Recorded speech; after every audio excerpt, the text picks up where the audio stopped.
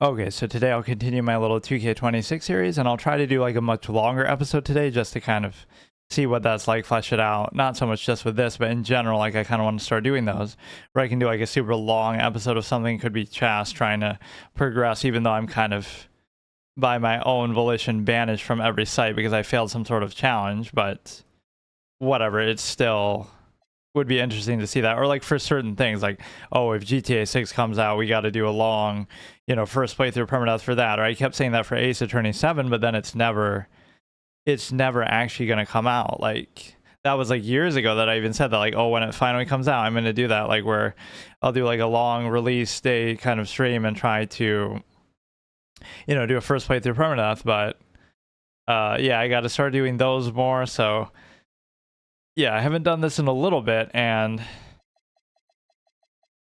of course playing these always gives you a good chance to rehash some of your old takes, of which I have many, of which maybe I should have recorded better, because I did that 1 week as like, oh, it's 1 week as a sports podcaster, and mostly I talked about the NBA because that's what I know the most about. It was just a random thing on my old debate format like in 2013.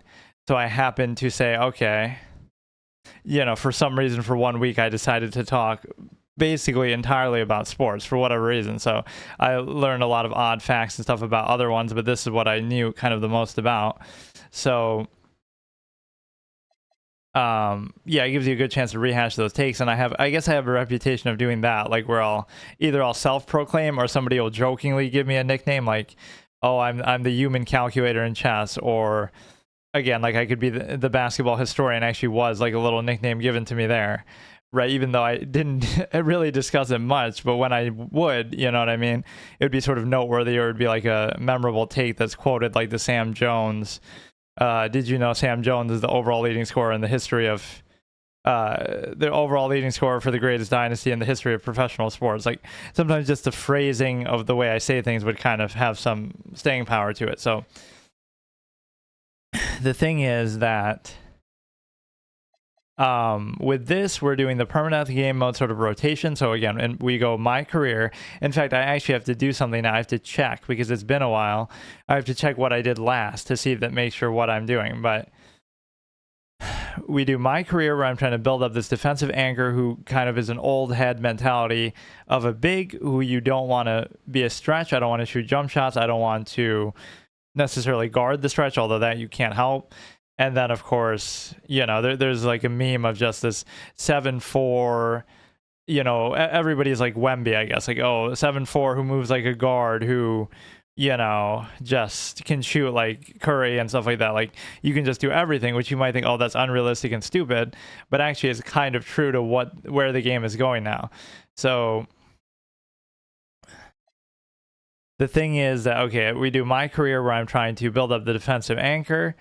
And also, some of the rationale behind that is like, okay, you're trying to be like a passive type character, where your support, like I can get rebounds, I can get putbacks, I can set screens, I can get, high quality shots here and there, make some good passes. So like play some good defense, get some blocks. So all those things I just mentioned don't require you to actually have the ball. Right, so you're able to have an impact without needing the ball. Part of that is just like my choice, but also part of that is like, oh, it's very ball hog friendly. Everyone else can hog the ball and jack up shots, or it could just be a way to hide the fact that I hate hitting the releases, or I'm not good at them, which now you even have to do in the paint. But yeah, it's like you're the support, and you let everybody else ball hog, which they tend to do in online anyway. So it's kind of a good complement to that. And then, so we do my career there. Then we do the play now online, which of course is my favorite format that I always do with these games, which is like play as every team until you lose, and then you can't use them again for the entire rest of the lifespan of this game. So, whatever we've lost is like all the tier 3 current teams, and so now we're on to the historic ones. And then it's just fun to kind of see like, oh, who you can do the best with, go on the best streak with, how long you can last, then compare it at the end. I thought that was Caitlin Clark's celebration, the little where you wave the fingers over the eye. But then she did it like mockingly back at her. There is definitely like some selective preferential treatment there, which I hate in the media. Like you see that sometimes. Like you saw that with Anthony Edwards for a while. Like he was getting a lot of attention I think it was the year, obviously it was the year where they made like the conference finals. He was getting so much attention, so much credit, getting compared to Jordan. Like, of course, everybody always has to be compared to Kobe or Jordan or LeBron or whatever, but it's sort of weird, like out of the blue, right? There's some guys, they'll jump over hoops to glorify and glaze, and then there's some guys who get ignored and underrated, right, no matter what they do. So it's like more the storyline. That's why the MVP award is such a bad barometer, actually.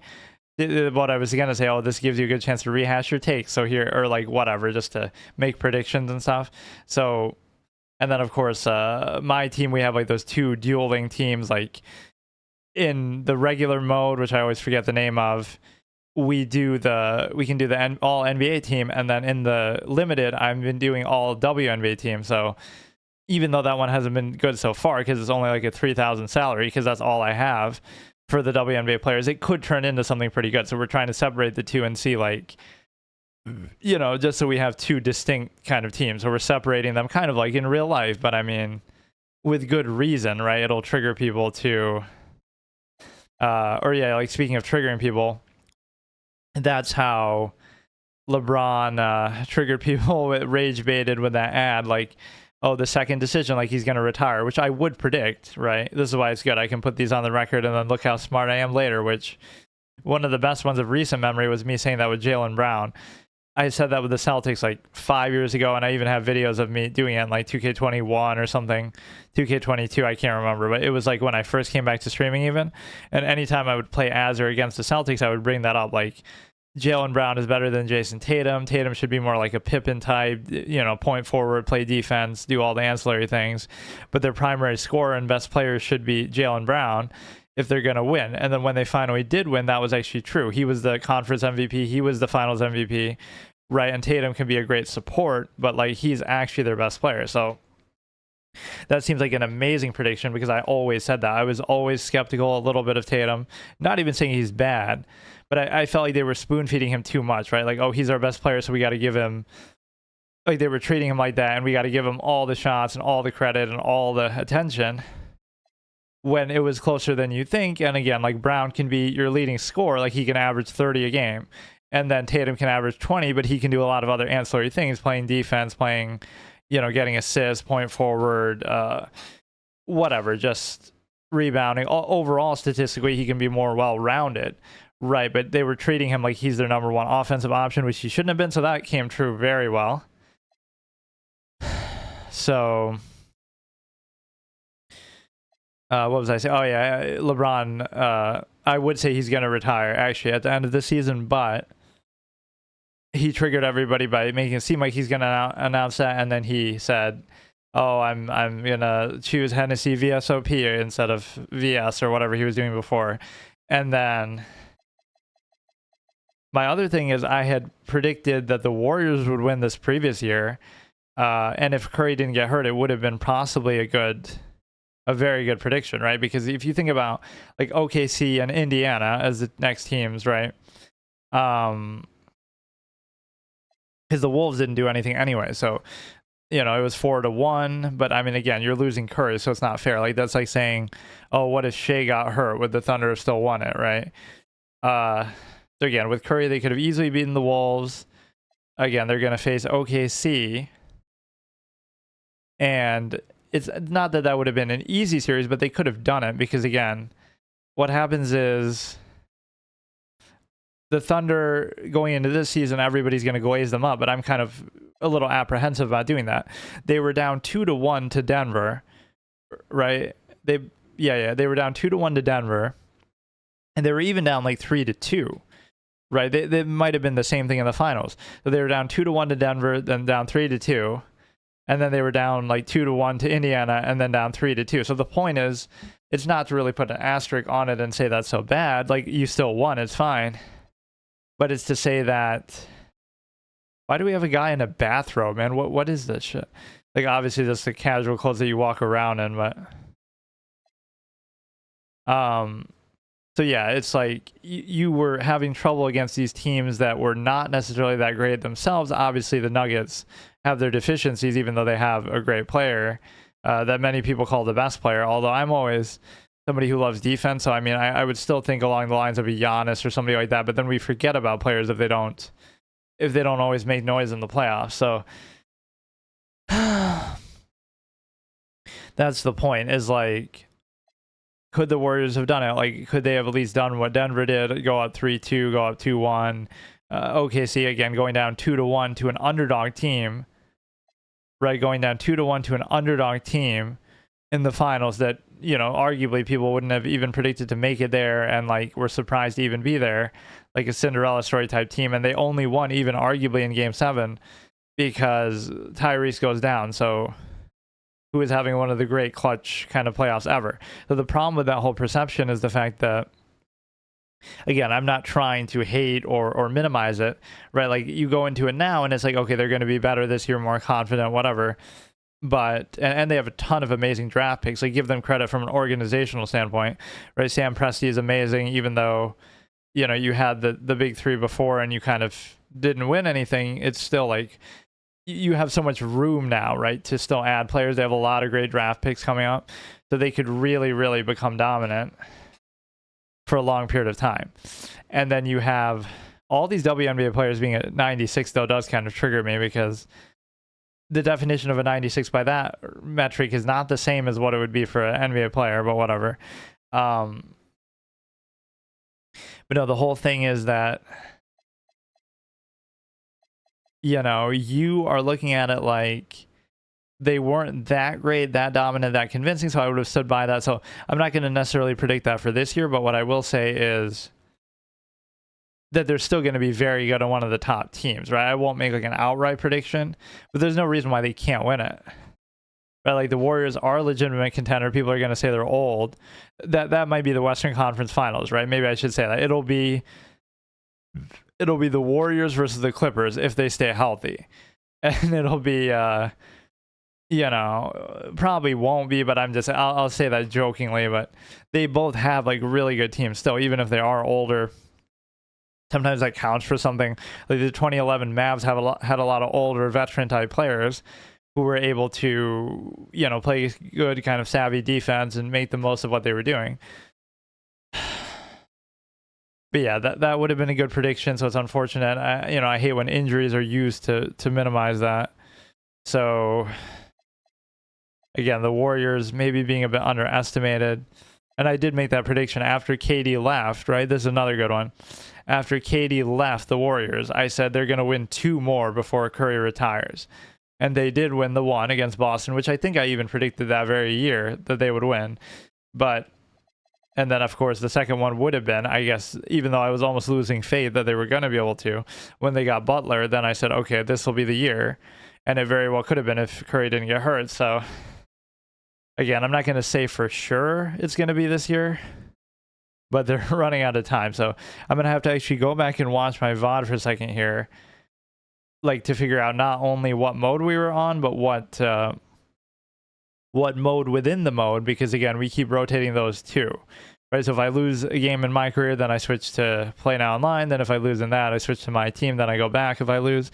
But within the modes themselves, we're also rotating, which I guess in play now isn't really relevant, but in the other two, like, you know, there's all these different modes. The main two that I really care about here are like the salary cap and the non-salary cap, right? And then my career, we're kind of going around in a rotation of that hub area, and we're kind of switching and doing all the different modes. So let me take a minute, we'll watch that.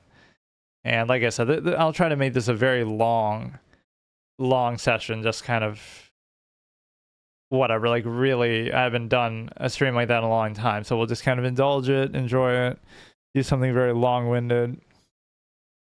Yeah, I love that he gives me the opportunity to do that, because I swear to God, I should do it in a more formal way. That's the mistake I made with my debate format too. It's like, it's not even about whether it's that impressive or that big of a deal, but you see these stupid channels, like, I don't know, what's it called? Like, they keep asking, like, blind rank the top 5, whatever, these 5 NBA players without knowing who's next, right? The guy in the cap, and they're sitting across from each other.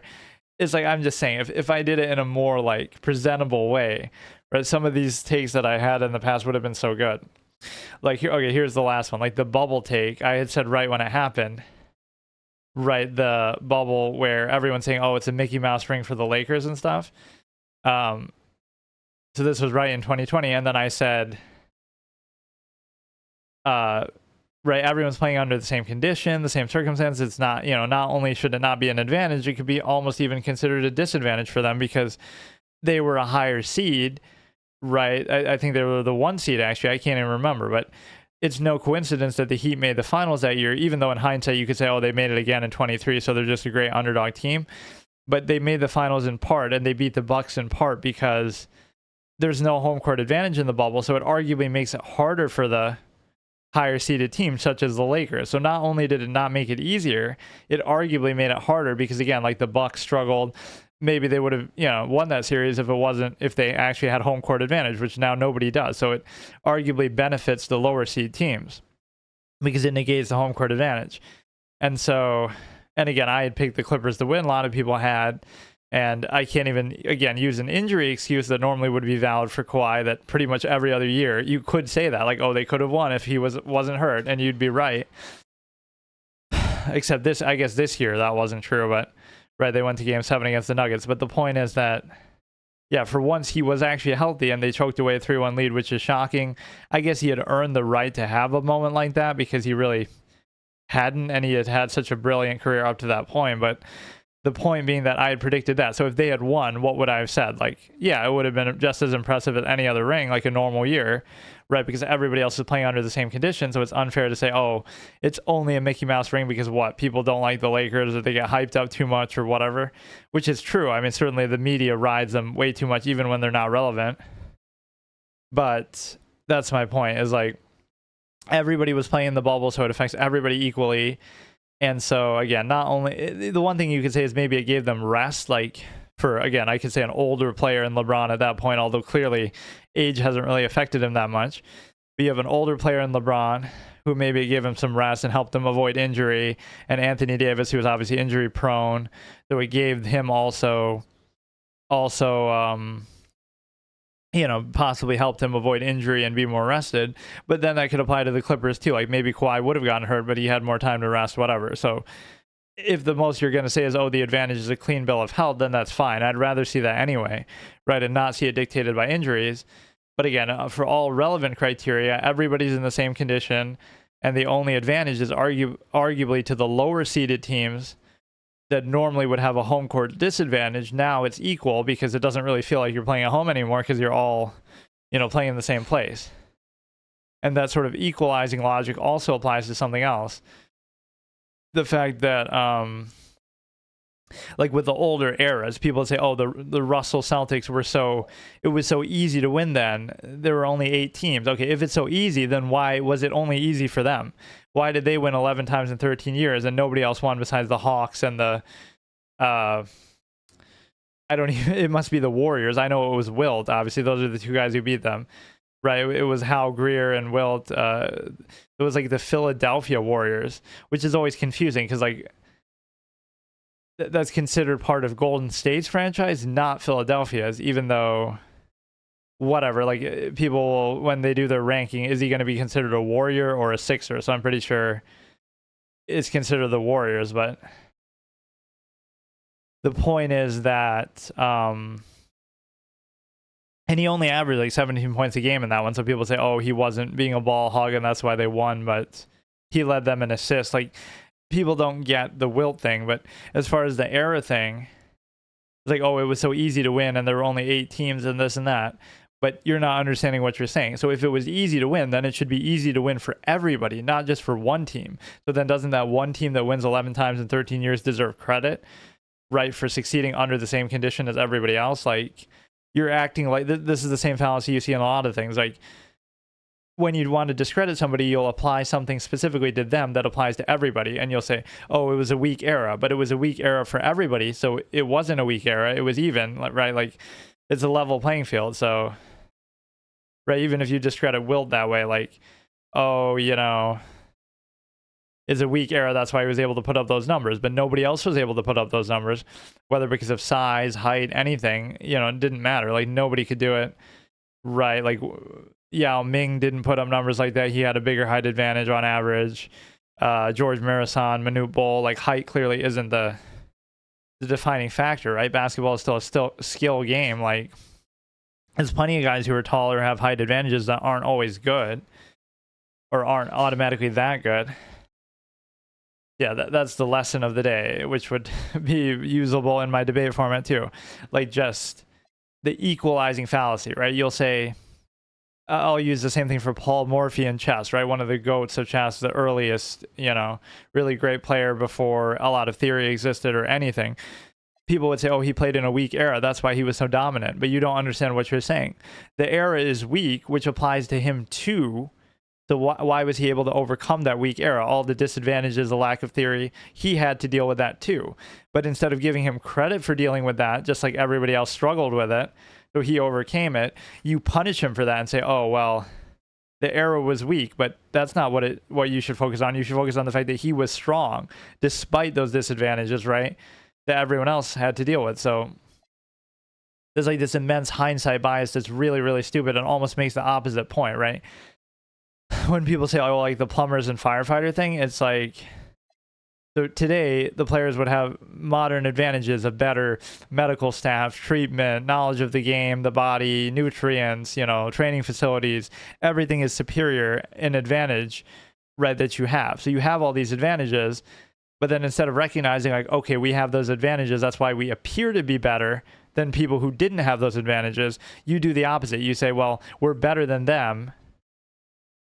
But you know what I mean? Like, if you were to go back to their time and you had to deal with the circumstances that they had to deal with, now you wouldn't be as good as you are or what you are necessarily, right? So you're looking at it backwards. Not only are you not better than them, you might even be worse, because even with all those advantages, you're still only, leaning on those to say that you're better, not just that you would have been better under equal circumstances. So again, that's always the fallacy that you see people use.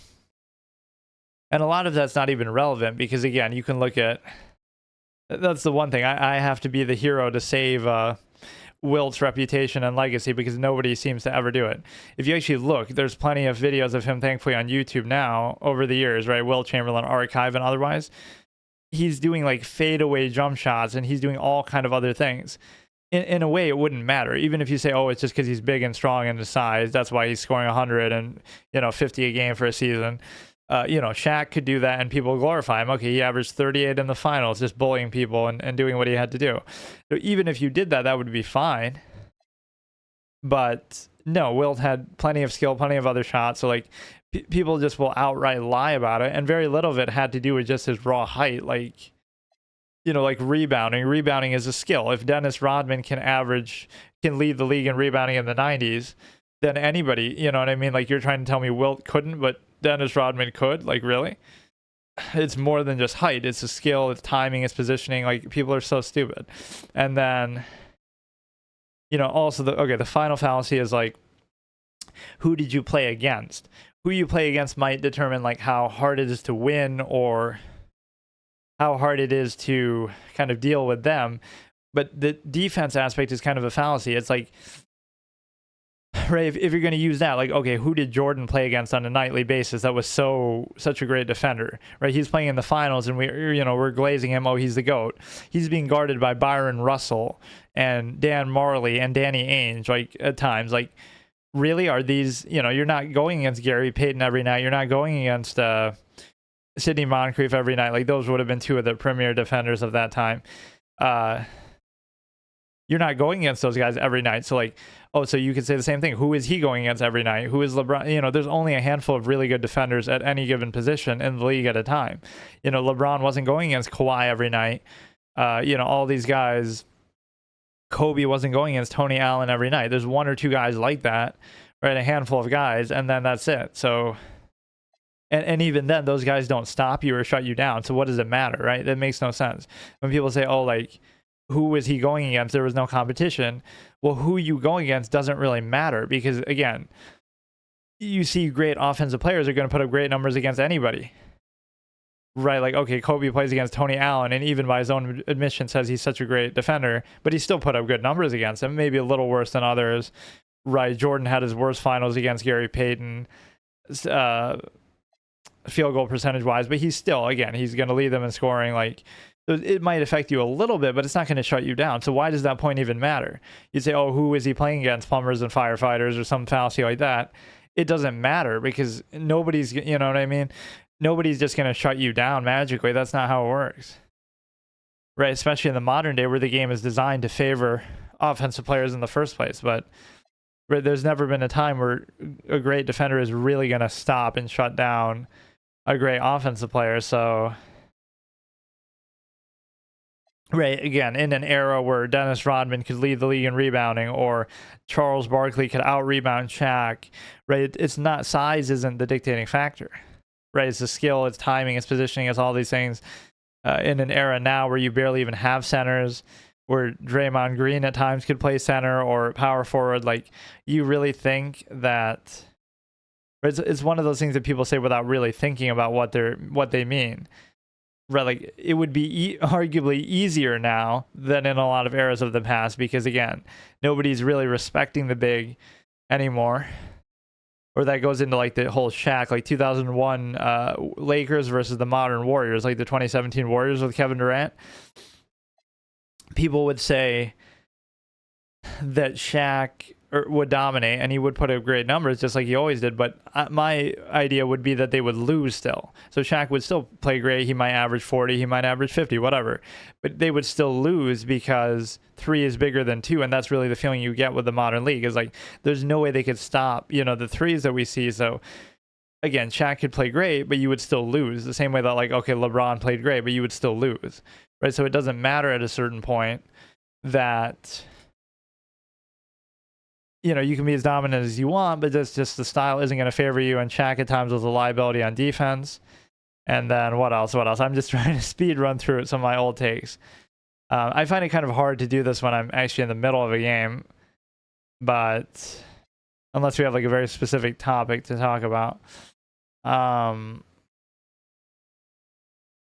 Or, you know, something relevant to like, okay, this player who we're playing as or against. I just feel like the my team is always a missed opportunity because it doesn't feel as sim-like as it should be, right? It should feel more, well, I guess that's the whole point, is that it feels totally fantastical. Again, even before these WNBA players were being equated to superstar NBA players, but like Play Now Online often feels somewhat sim-like. They're trying to be realistic. They're trying to create, you know, real versions of players and teams that feel kind of like what they actually were like in real life. But there's one other thing I wanted to say, but now I can't remember. But no, it's just the way that, oh yeah, Shaq was saying about Jokic, like, oh, he could, you know, handle Jokic. But there's also a clip, you can look it up on Open Court or on other times, him talking about Bryant Reeves, who was like a, you know, moderate, you know, okay player who would hit jump shots. He was like a stretch big. And so he was even saying, oh, I'm getting cooked by Bryant Reeves, I'm struggling against him. But you're trying to tell me just because he was a moderate stretch big, you're trying to tell me he could handle Jokic, who's a great stretch big, like, you know, so you're kind of being disingenuous. They'd both be great offensively, but again, Shaq couldn't guard him at all. So, okay, so let me go back. I'm going to watch my VOD for a second and figure out what mode we're actually on right now. Okay, so I went back, looked at that. So we had done Play Now Online was the last thing I did. And I guess that's the one that actually keeps track of it itself, so it's not too bad. So it would show that I just lost to the Rockets when I was even trash talking KD, saying, oh, he's not going to make that much of an impact on the Rockets. But then this guy's cooking me with them. And I'm playing as the historic Hawks with Dominique Wilkins. Right, so we lost that. So now we'd have to move on to my team. And so in my team, the last thing I did was what was the showdown, right? The main thing at the top, the unlimited. And so I'll do whatever is next after that. And then maybe I should condense it into just that and limited, because those are the two main ones that I really care about. The other ones are weird. Like you have to do like a 1v1 as one of the players on your team or something. And then my career, we did the theater. So like the last door in the theater. Right, so whatever is the next thing there. Green machine. I do get triggered by some of this green stuff, like how much emphasis they place on the stupid ass releases. Like I get that it's skill based, so I'm not trying to say it shouldn't work like that, but it's just very, very annoying. Reggie Evans, gems of the game. Is he really now? A bit of a clown player, actually. And I don't think I've gotten a single pack here. I keep trying to, and then I almost have enough, and then I never have enough. And I'm not really paying attention, I guess, to the contracts. That and most of it's with VC. Wait, it's all with VC. Like, because VC I'm trying to spend on only the. Can it really improve my lineup? Fuck. On the my player, so I mostly want to spend the my team points 4,500, and you still can't use the auction house, which I'll make some sort of rule for the auction house. I always like to do that, like where I shouldn't be able to just get whoever I want, because I kind of like the random dynamic quality of this to some extent. Like I should have to make do with what I have and make the best of who I get, but maybe I'll allow it in certain circumstances. I don't know exactly how to do it, but yeah, we have to get to gold rep, so let me try again whatever mode comes after showdown, as long as it's multiplayer. Again, salary cap, so this is single player, menu based, play with friends, so none of those count, so it's going to be single player. So again, multiplayer, multiplayer, multiplayer. We do all three of those before we finally get back to the limited. And again, we're trying to build up our WNBA team for that purpose as well. But yeah, that is odd though that I haven't been able to get a single thing here. And like, look how they're kind of throttling you right now. There's nothing you can do when it comes to the. Oh, okay. Okay, I can get 4,000. That's what I was looking for. I didn't see it because it was like 18,000. Like, what the fuck? That's the only one, but no, there's one for 4. I'll actually get that right now. And so again, I don't even, you might think it's weird, like in a game that people would complain about the business model and stuff, but again, I'm like that as if with card games, like, oh, I like the dynamic quality, I like the, like pretend the microtransactions didn't exist or whatever.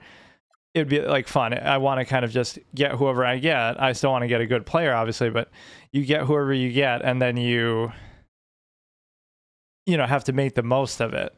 Right, rather than, oh, I get to choose it, then it gets kind of boring because, it's kind of too predictable.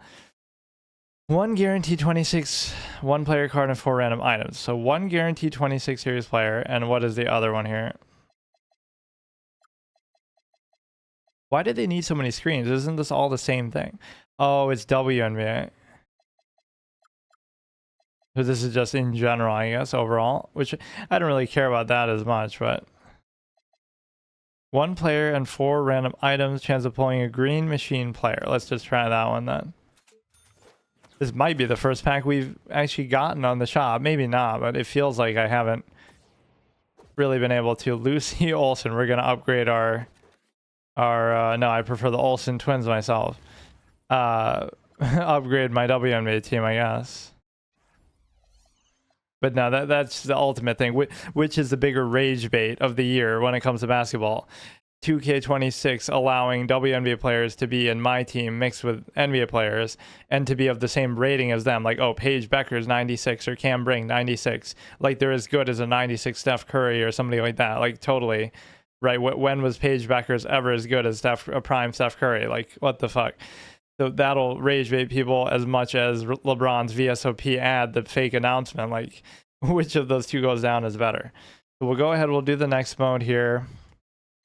I'm trying to see something here, but it's very hard. Like, I'm trying to look at my mic volume because I want to make sure it's not too loud, but then I can't see it at the angle that I'm at. So it's kind of annoying. I was having this issue before. Like, as I'm talking, okay, now it doesn't. Ah, fuck, it's so annoying. I have to almost like take a video of it with my phone to be able to see. I assume it's not too bad, but like I have to turn my head to see it, so otherwise it doesn't work. Right, so if I'm talking here, it should be okay. So let's do breakout, triple threat only, or no, single player, no single player allowed. Wait. Oh, are you serious? But wait, I thought I have on auto fucking... Really? Why would it let me get this far and into this mode if I don't want to have to do this on the, because then it's gonna show like my car. Oh no, I can just put up my overlay. I'm used to playing on doing phone streams lately where you can't put up an overlay, or I don't know how to do it without crashing the stream or something. So I can just do this for a second. Yeah, that's weird. I never had to do this. Like, normally it's just on auto renew. In fact, it's sometimes annoying because for months, sometimes I wouldn't use it. So not only would I be wasting money, but because I'm not even using it, the PS5 at all or PS4 or whatever at the time, but I would even miss the monthly free games. Like you would say, oh, you should at least, come on and add the free games to your library, but it should automatically do that, right? If I'm subscribed to PS Plus in that month, I shouldn't have to use it. I could be on vacation, I could be busy, I could forget. It should just automatically add it to your library if you're subscribed to the service. So hang on.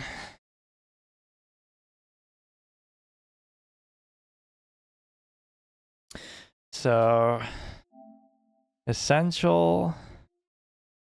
Why not choose a 12-month plan?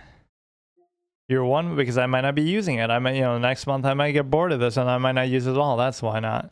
Your 1 month subscription will renew automatically. Well, it was supposed to do that the last time, so why didn't it? Is it because my card is the wrong thing or what? Or are you going to be able to dox my shit from here, from sound?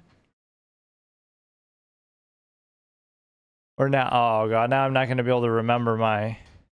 This is starting off on a great foot already.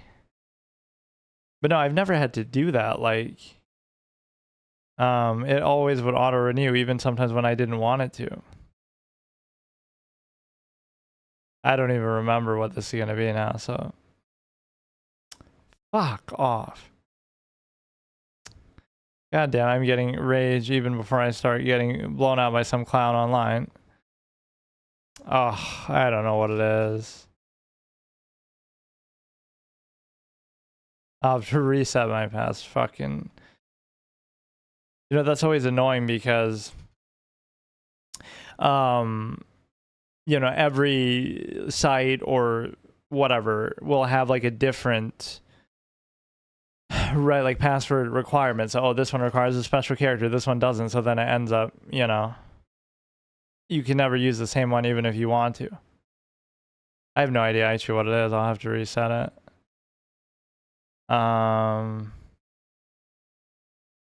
Or which might not even be to my current true email that I use now. Oh, that could fuck me over too. Let me see.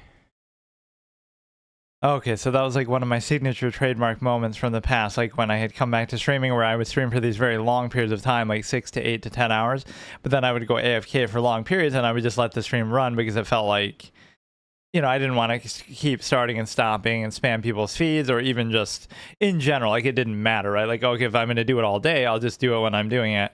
It felt like one of those net positive, like that you have nothing to lose from doing it. Right? Like, okay, either I would have to just not do it at all because, oh, if I want to be like, okay, if I have to keep going AFK, then I just won't even bother streaming, or I can do it for a long period of time, but like once in a while I might randomly have to do something. But that felt like a more comfortable way to do it. So here, as I'm trying to actually do a long stream, I let it run. In some ways you could say that's like sort of padding, but it doesn't really matter or help because like nobody's watching anyway, and it might even piss people off and make them, not want to watch you in the future. But sometimes what it does is it inflates like your VOD time, which makes it seem like, oh, look, this guy's streaming for 10 hours, so he deserves whatever, like we want to see what he's doing for so long or something. So sometimes that would actually help, but that wasn't really my intention behind doing it. Right, but it would inflate it longer than what it would normally be. So the whole comedy of errors that we had there was somehow my auto subscription for PS Plus ran out or got declined the last month, and I didn't know that, even though I had just done an episode of this like a week ago. So I guess somehow it was going to renew and then it didn't. I don't know exactly why that happened suddenly. And then I go to like log, so now it's forcing me to log in to try to do a new payment method or whatever, but then I don't remember my password because there are always these weird, criteria that you have to use. So I have to reset my password. Now you think, why did that take me like an hour plus to do? Because somehow I've been too lazy to change the email from an older email that I used to use, and that email is tied to my phone and only works on this phone that I had in another place than where I am right now. So then I had to drive 20 minutes to go get that phone, then bring it back, and now I reset it and now I can do it. That was absolutely ridiculous that I had to do that. But, and you might think, oh, why can't you just log into the email anywhere else, like on my other phones or my computer here? But it doesn't work. For some weird reason, it's like, it'll say, oh, it's not, we don't recognize this device or something. For some reason, it's just really hard locked to that phone. So now I can log in using that. Right, but I really should change my email on here. I don't know why I don't. Right, so it's ultimately my fault, but that is the kind of signature thing. Right, I go into this, I'm excited, like, okay, I'm gonna do my longest stream in a long time and try to do a, you know, really exciting, epic thing. And it's like, you know, something has to fuck up. We have to have a technical issue, but we dealt with it, so now I just have to wait. No. Now it's saying it's wrong again. That's impossible. At least I have the phone with me now, though, so even if that happens. Wait a second. I just did it, though. How can it be wrong? You might even think I do stuff like this. Oh, like this is supposed to be funny, or like I do it on purpose, but genuinely, I'm just trying to do something here and it fucks up, and it's like, okay, there we go. Two-step verification. Oh, come on. And sometimes this can fuck up because, like, what if it's an older phone that I didn't have? I'm pretty sure this will be tied to a phone that I do have, but like, what if it's a super old one and I just forgot about it? Like, why is this so, I guess you can't even see what's happening, but it's so difficult to just do basic things here. That's crazy. It's like an analogy for society. You have to go through so many hoops and different bullshit, right? Different contrivances and protocol and this and that, just to, in this case, achieve something that isn't even like some truly spectacular thing. Like, you're doing it just for folly favoritism, just to distract yourself, like my old debate format would suggest. So here, that's like one of the best ways to explain what that format was about, in a way, is like, again, the initial, like, sort of, you would think like, okay, what purpose does entertainment serve in society? And on a basic level, you say, oh, it's just fun, it's interesting, it's whatever. But the deeper, larger process is, oh, it's a distraction, it's a way to occupy yourself from doing anything actually meaningful or significant, so that you're more easily controlled. It's a way to, again, distract yourself from the cognitive dissonance that would otherwise be present in society. So it's not like a normal, natural thing. It's very recent in history that people have started to do it so much. Or it's like now people finally, in the modern era, have the access to information and so much freedom to be able to think for themselves, that now you have to shut down that thought, because otherwise it would invalidate the contrived state that you're in. Whereas historically it would have been much more blunt. Like, we know our authority isn't absolute or qualified, but we're just going to force you to do it anyway. Now that doesn't work because there's too many people, or there's too much spread of information and communication, right? Where censorship and things like that don't work as much anymore. There's Little Nightmares 3 apparently, which is weird. DBZ Kakarot Dime Edition. I wish I could be showing this, but I first want to make sure that I... GTA Plus. Oh yeah, that's like a whole thing that they did too, isn't it? GTA Plus is like a whole subscription service just for GTA. Like, are you kidding me? Okay, can I just do this or what? What was I trying to do? I went in 2K26. I went in the thing, and then it... I don't know what... It was like essential, but then I had done something else too. Like... Hold on. I almost... If I'm going to go through the trouble... There was something like in the middle that would give you like certain arcade games or something, which I obviously didn't even mess with because I never even used this, or this is all I've been doing lately. The whole thing with me doing even 2K25 in the first place was like, I was doing 2K25 like towards the end of its lifespan, just to like, okay, we'll give it like a little swan song and mess around with the online quick match and stuff. But the thing that happened was, I was doing it to like introduce a console thing, like, okay, maybe I can, you know, segue into doing other stuff on here, and then segue into doing other things overall, like, you know, other consoles, but then it just never happened. I ended up just doing the same thing over and over. BioShock Infinite, the complete edition, there wasn't even much DLC for that, was there? Like Burial at Sea or some shit. That game almost seemed to have sunk, the pun intended, sunk the whole BioShock franchise. Like, there was supposed to be probably something more in the series, and it was just... It wasn't bad, but it was sort of trying too hard with the story and stuff. Let me see, what is this plus thing? I don't get it. What is the... It always wants to get you on this 12-month shit. Extra premium. Okay, let's do the premium. So it's $17.99 a month. We may as well just do it. Since we went through all that trouble to... Oh, here we go. I have to do my password again. I mean, this is wild. The amount of hoops I'm trying to give Sony my money, but they won't take it. Like, fucking... Think about the layers of what I had to do. I had to go get my phone to verify through email, to then verify through my other phone. Part of it is just my own shitty laziness that I don't update stuff, but now my card's not going to work or something. Or that, I guess that was the original source of the problem, is that the card, unidentified error. I don't understand, man. Like, okay, maybe the payment method was wrong, but now I have another one and then it's still not going to work. Right, actually, in the frustration of that, I bought like an Amazon card, like a digital code, and I was going to use that, but I still think you would need to sign in, right? So it wouldn't have really even solved the issue. Please just work, man. I'm going to be here fucking all night doing this. Welcome to PS Plus Premium, and again, I have like the classic library and stuff access apparently, which I haven't even used, but whatever, we'll just do it.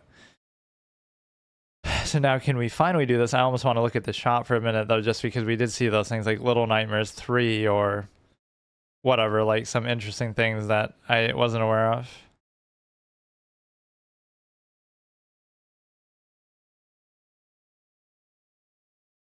Or yeah, like the monthly games that I would probably still be missing out on, even though I complain about that. Like the amount of time that I was probably subscribed over the years to PS, right, Premium Plus, whatever, versus how many of the games I actually added to my library is right, is very, very different. I probably missed a lot of them because for periods of time I just wouldn't even use the console. I wouldn't even bother. You might think, oh, that's so lazy, you won't even turn on the console just to do that, but I feel like you shouldn't have to, right? It should automatically add it if you're just going to be subscribed anyway.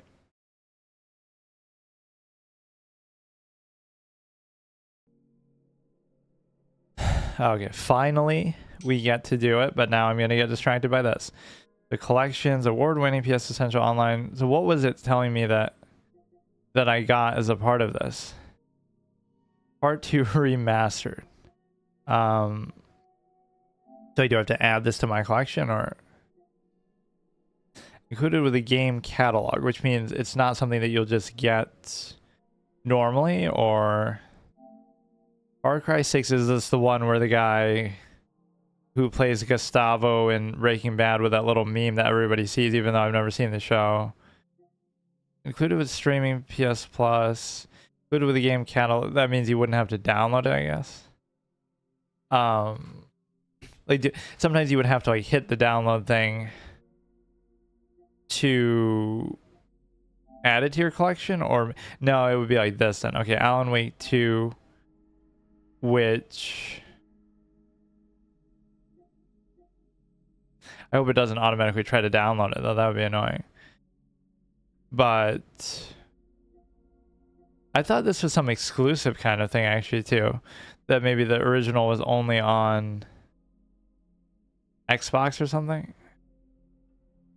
Okay, monthly games in library. Okay, it doesn't automatically download it. That's good. I feel like it would do that on PS3 or something. Like the value proposition is usually pretty good. Like every month you're going to get a certain value, assuming you don't already own those games. Or you weren't going to buy those anyway, but it's like, well, I guess then it could still save you, but right, like mathematically that would have cost you more than what the subscription costs, but it might be things you don't necessarily want. So yeah, let's just look here. Okay, we saw Little Nightmares 3, which now I don't even see it. Where'd it go?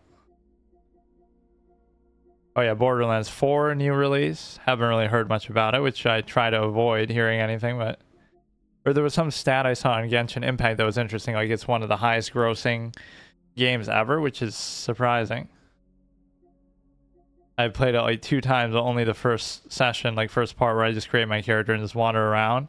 and I never actually did anything. But I think I'll at least say I respect it on that basis. Like, it doesn't bombard you with anything right away as far as whatever the microtransactions might be.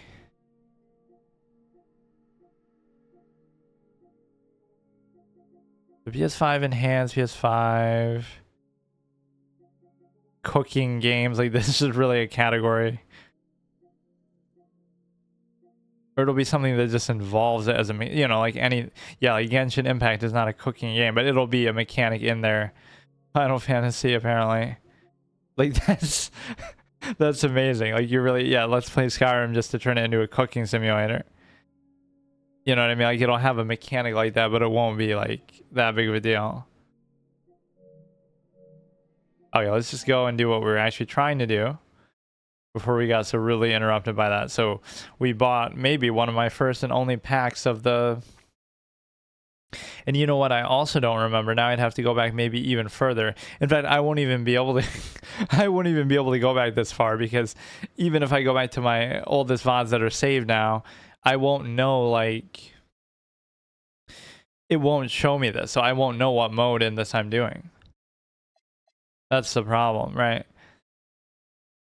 Like, which did we do last? The 2-on-2 or the 3v3? I don't even know. That's actually problematic. Because again, your VOD's only saved for 14 days, and I probably didn't play this up until that point, so... I'll just assume it's the 2v2, but that's a little bit annoying, actually. This might be the first time I actually break my format, but yeah, I don't think I can do anything about it. Here we go again. I'm gonna have to go AFK and like fucking... I'll just assume it. It doesn't matter. Right, I mean, there's only two things you can do. You can either do 2v2 or 3v3. And I'm gonna be wilt. Oh, I don't want to see this shit. Come on, close that shit. Which badge provides a shot percentage? I don't know. Dimer. Bro, can I close this shit or what? Fuck. Okay, so we'll try to...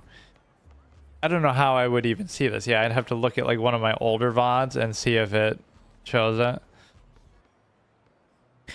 Yeah, but that's crazy. Like, you wouldn't understand how far back I would have to go to find that, because not only am I not always doing this on a regular basis, like every day or anything, but also if I'm doing it like once a week or a couple times, it's not only the last time I played this mode in my team, which itself is like a format within a format, right? So I would have played like my career, then my team, or my career, then playing online, then my team.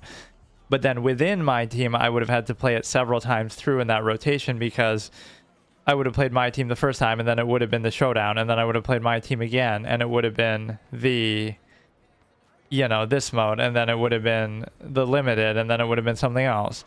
So you'd have to go through it multiple times. I'm going to be Wilt, who is the real GOAT, of course, despite all the fallacies that they have to try to discredit the whole era, because they can't discredit him. Yeah, Anthony Davis. Interesting that you would even choose that in 87. Or I guess I'm maybe wasting a free agent, but it's not really a waste. We should just be able to dominate them with size, but it doesn't always reward you that way.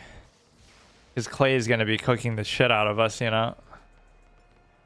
That was the thought experiment I ran, that the most productive duo ever wouldn't be what you might think. It would actually be Clay and Wilt. This was like a real experiment I did. Where... because they can have so much impact without needing the ball. Like, even late career Wilt with the rebounding and the... with the rebounding and defense and everything, that he wouldn't need the ball, and Clay also doesn't need to dribble too much.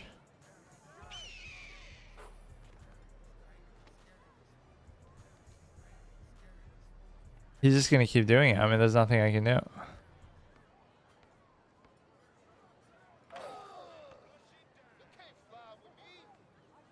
Okay, dude.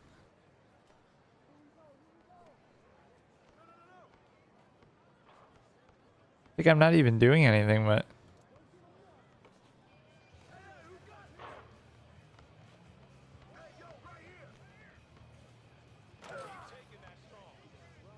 I feel like I have some delay some of the time, but... it doesn't... okay, he's sort of already behind. He had that shit, dude.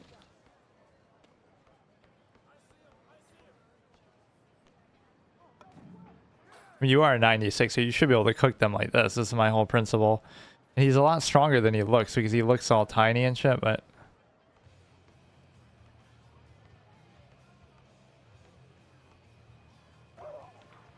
Oh, come on.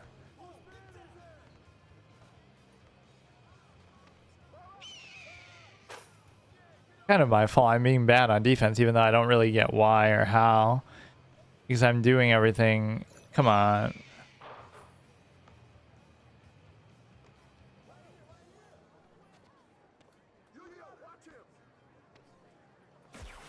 Why does everybody have to hit their releases all the time, man? If you would have just given... Why is he doing that? If you would have just kept giving it to me on offense, maybe we would have scored every time, though. But 3 is bigger than 2. This is a little goofy how easily... That's so dumb. So now we go back. I mean, you can say... I don't know. The way the defense works is sometimes just dumb.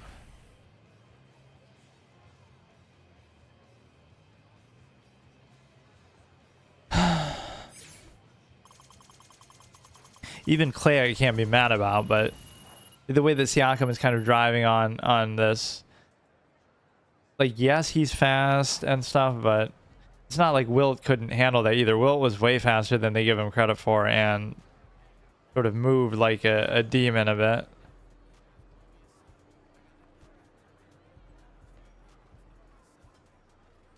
Wait, how did I get stuck on this side of the court? You know, in some ways, like when you look at the way that some of these modern players move, that's kind of how Wilt was. He didn't move like a big, like, oh, he was slow. He could be 300 pounds and muscle and all this, but he would move like he's almost a guard. I mean, he was a track athlete. Like, people don't realize, honestly, what he was like. You know, like the strength of Shaq plus the grace of other, like Giannis, or not even grace, but the speed of Giannis and stuff. Now it's like, oh, I don't even have to switch because I went from my team to my career, which is what I was going to do anyway. So technically we go and we do the next thing after. And I guess that does count as my team. You could say like, oh, it's basically like you're doing this as my player, but the difference is you're playing as one of your my team people, right? Like the whatever. I was trying to get this maxed out here, which is very close to happening. We got our interior D. The only thing I'm going to be missing and craving, like I said, is the offensive rebound. That's going to be tough because you can't increase it, or you need like some special boost, which I don't know how to do. So we finished the theater last time, right? So now we'll go to whatever the next thing is here. Wait. But see, this is where it kind of blurs the line. So, but now can I do triple threat park not as a my team player, but just as myself, right? As a, because if it does it as my team, then I have to skip it, right? I'll just skip it then, because it's weird that it's weird that it lets you do this as the my player that you have to walk around, right? Is even in the my team mode menu. So arena, well, that's just like a teleporter. We're getting teleporters in 2K before GTA 6. Or I love that when something like that comes out, like, you know, it'll try to play it realistic and gritty, like, oh, why doesn't GTA have some, you know, fantastical elements? Like, it tries to be too realistic, like, oh, there's real animals and only like kind of realistic things on the surface level, but then also over time they start adding aliens and all kinds of crazy shit.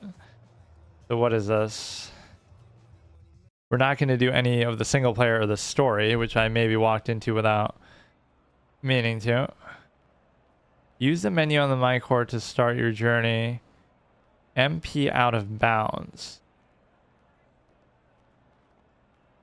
What is this?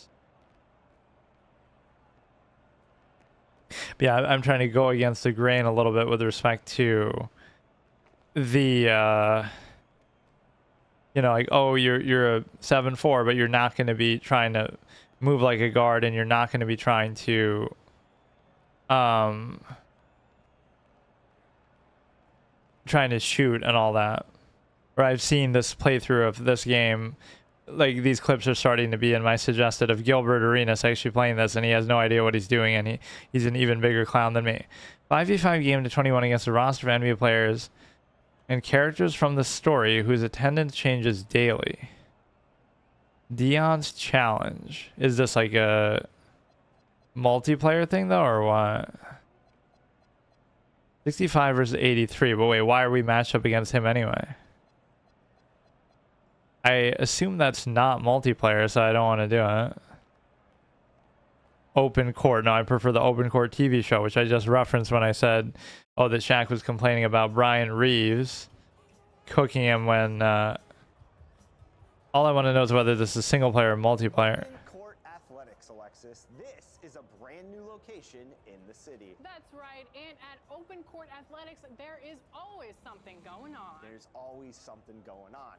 Playing open run games against a plethora of players who, I can tell you this, are not going to take it easy. This is some serious competition. You'll see a variety of familiar NBA faces and prospects, and the runs will be set up with unique challenges that change every day. I like the sound of that. The gym is run by the one and only Gatorade training facility. All they have to say is it multiplayer or single player? Gatorade gym training, where you can upgrade stamina, get an additional turbo meter, sculpt your body.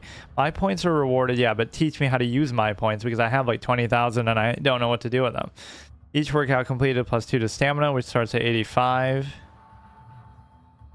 How does it know it starts at 85 for everybody? Shouldn't it be different based on your build? Excellent session, 3 or more stars on all 4 workouts. Rewards the next body type permanently, additional turbo meter for the week. Complete all 12 workouts. I don't really want to do this, but is it something that... This also sounds like a single player type of thing. Like, you can imagine working out. It's good for the RP sort of thing, but I don't know if I really want to do that. Art of shooting. I assume these are all not multiplayer, so I'll just rotate back around until we find an actual usable mode. What's up, man? Oh, come on. Welcome to the art of shooting. Hey, what's good, Chris? Or yeah, this game always has the stupid copyright shit when I try to upload it to YouTube. Even though I turn the music off, there's certain menus and stuff that still have it. Once you get there, I'm your guy. I can even help you improve your hook shot down low, if that's what you're into. Hey, that's what's up. So Yeah, teach me the releases inside, because I have no fucking idea how they work. Whatever you need. You can set up and take your time. You can get shots up in a hurry. And you can even challenge. Look at that camera in the background.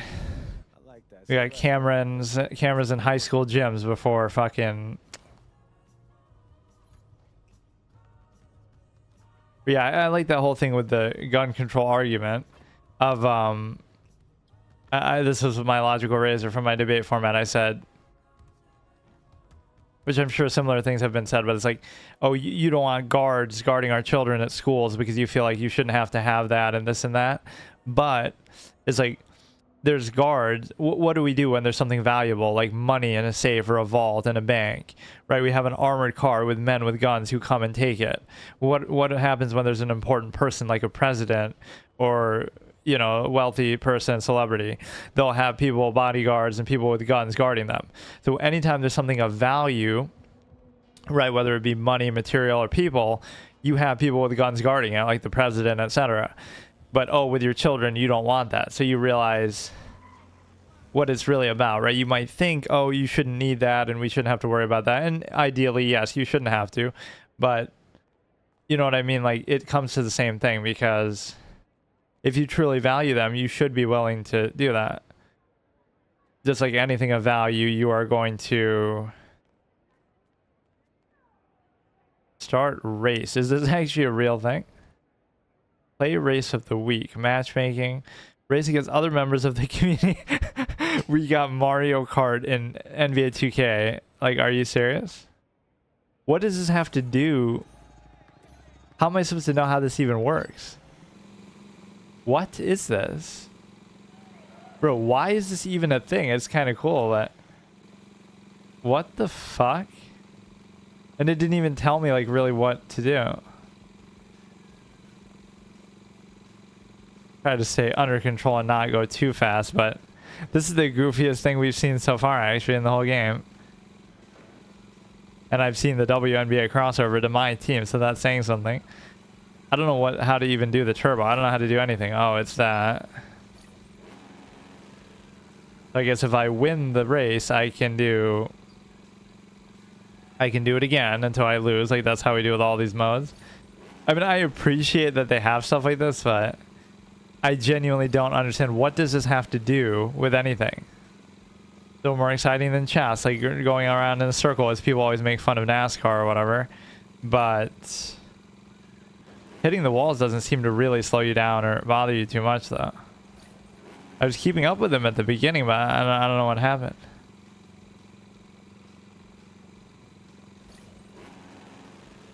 I just maybe wasn't using the turbo enough at the beginning, or I was deliberately sort of laying off and just going slow at the beginning. Like, maybe I missed something, but it didn't tell me the controls or anything. I just assume I'm using like GTA controls. Like, X is to turbo, but then whatever R2 is to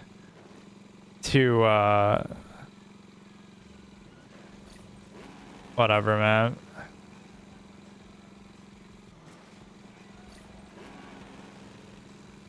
How many fucking times have I hit the wall, man? Position 2 of 2, losing in a mode with only 2 people. Complete a race at the track. 145, 90, 142. It wasn't really that big of a washout there, though. Although racing is the sort of thing where like 1 second can make a huge difference. Like, I show speed or somebody trying to race, and it's like, oh, he runs a 4.5 or something.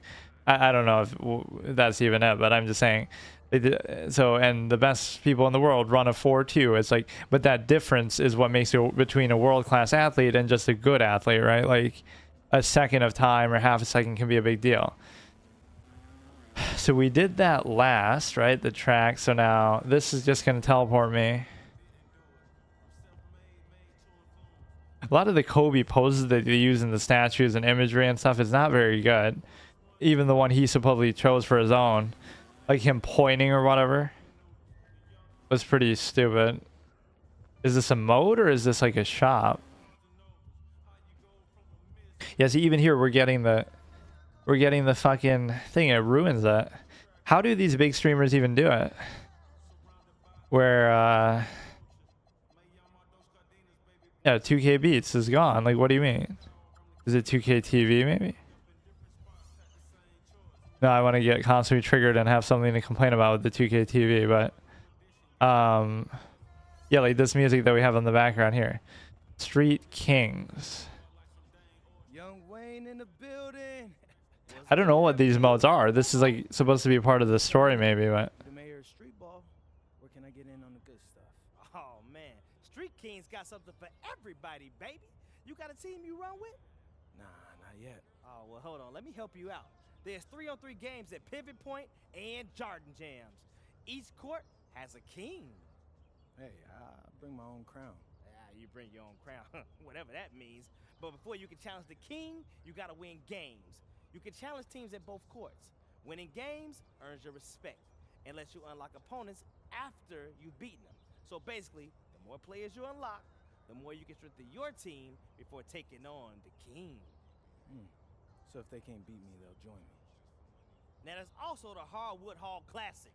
That's a weekly tournament featuring 15 teams. The HHC is no joke, all business. You show up, and you better bring your A game. Hey, I always bring my A game, bro. Yeah, I know you do.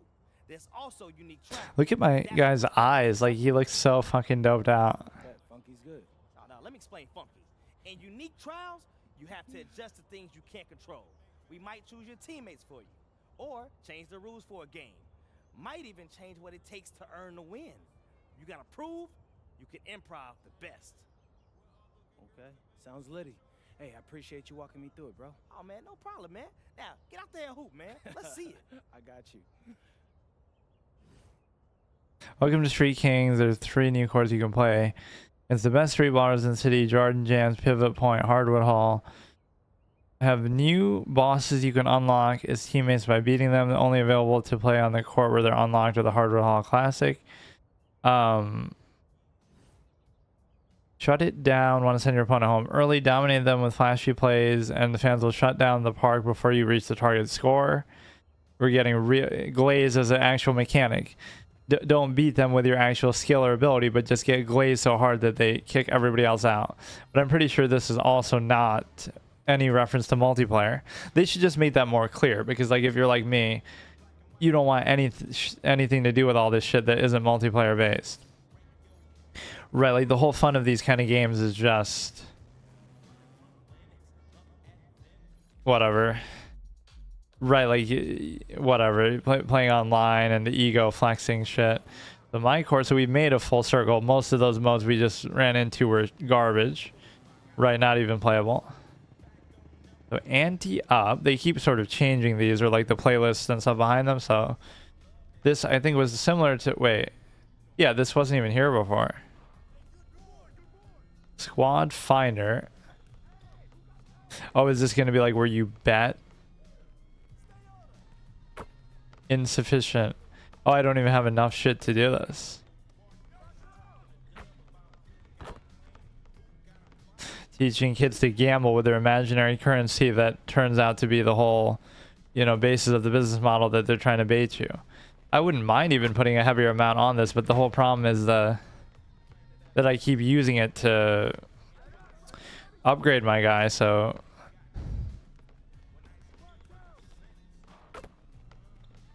what would I you know, I won't do it like that. I was gonna say, oh, I should have to do each of these modes once, like each of the amounts, but that wouldn't even make sense. I'm never gonna have that much that I keep around, so we'll count this as one thing anyway. Like, you know, this whole room is just one attempt. I'm not gonna do it like, oh, you have to do one for each. I guess if I won, I could do that, but then I'm not even gonna have enough necessarily. Right, but no, like you have to do the 100, then the 500, then the 1,000, then whatever, all the way up. I'm not gonna say that.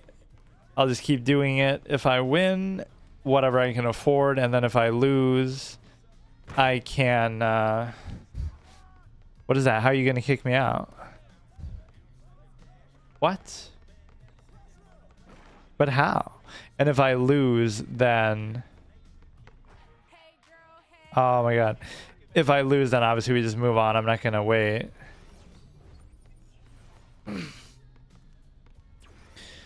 We got a 99 and 92, so I mean, I'm gonna get clown here. And the way these people look is even showing you accurate representation of the style of this game. Right, where people, but see, interior defense makes me look like, wow, you know, you're actually on their level in certain key areas. Even though I'm a 65 overall, like, you know, you got to pick your poison. It's only 100 VC. It's not like the end of the world. You should take the challenge and try to, dude. That's not my fucking responsibility.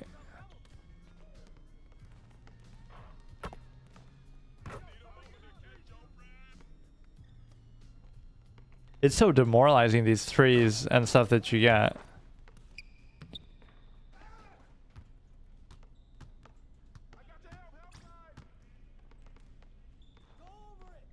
What's happening? What happened?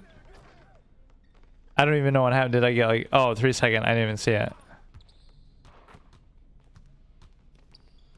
He like switches that like that's my matchup, but like what am I supposed to do with this?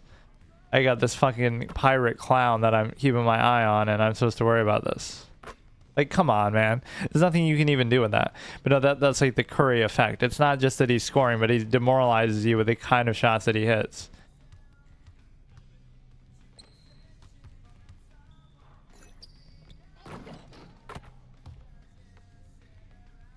There's really... Again, if they're not going to score in the paint, I'm doing my job. But this guy's not even trying to score either.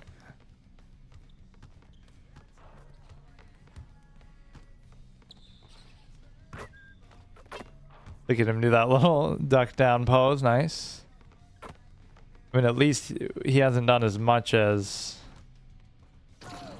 You almost should be able to get that without how much my defense is, defense and block is going to be good. It really isn't favorable with the blocks from behind. It doesn't, like, can you miss even one, man? Even the best players with the perfect release shouldn't miss, we didn't even get the ball, basically. That's how these formats can work.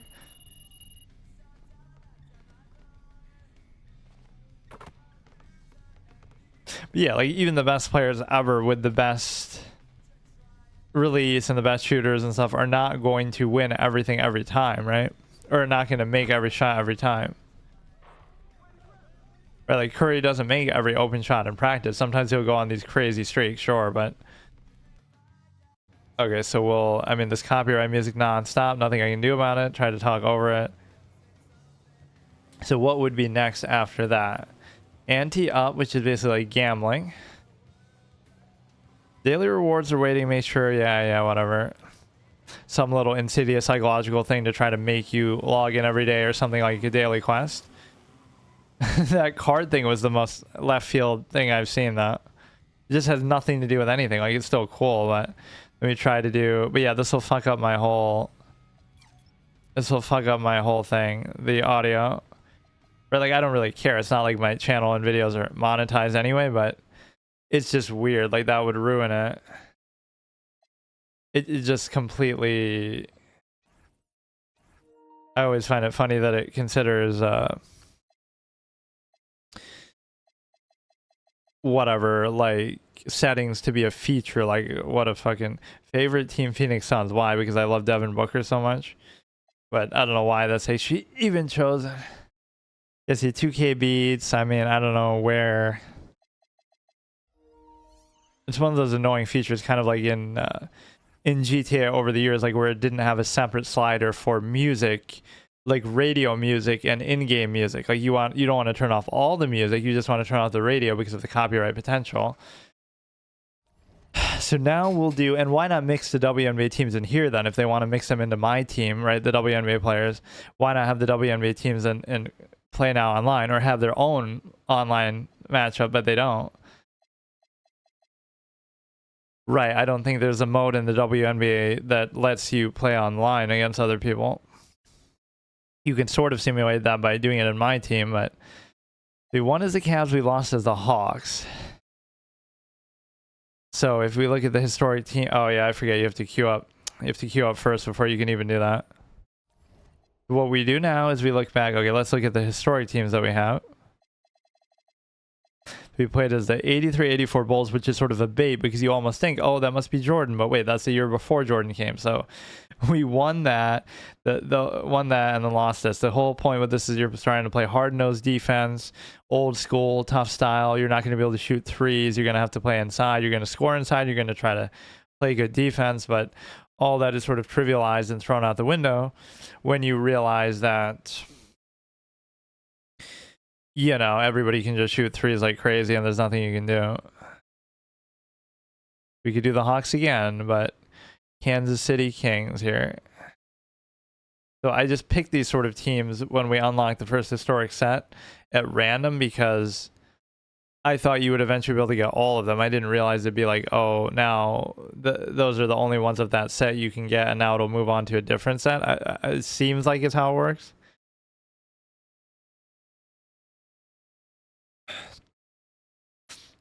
So next time I should pick more carefully and get ones that I actually want. 21 wins, 12 losses.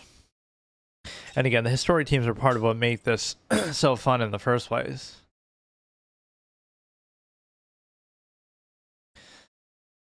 Those are always good trivia questions, like, oh, Rochester Royals used to be the Kings. So how much did the Kings move around? At what point you were Rochester Royals? At one point you were Kansas City. Then you end up in Sacramento. And then you get cheated out of a championship by the league. There's always that hindsight argument, though, that people use, like, oh, but then they had a chance to win in Game 7. But, like, there shouldn't have been a Game 7. Like, the whole Ray Allen saving LeBron's legacy, in a certain manner, he did. Because not just Ray Allen, but that whole sequence, which was relatively lucky, right, does that. And the reason why is because... Now here's Thompson. Shoots over Young. Like, should that not be an easier release, an easier thing, because you have such a big mismatch? Why should I have to...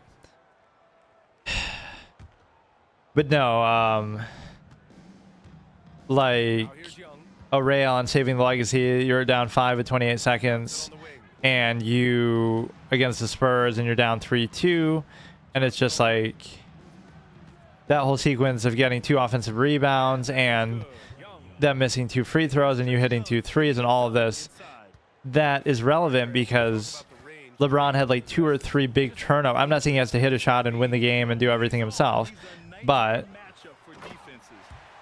yeah, you can abuse dunks in this game. It's very forgiving. It's very hard to block them. It's almost impossible to block them from almost anybody too. It's not even like they have to be a great defender, or I mean a great dunker. That's my favorite thing to see, when somebody doesn't always immediately hit the release.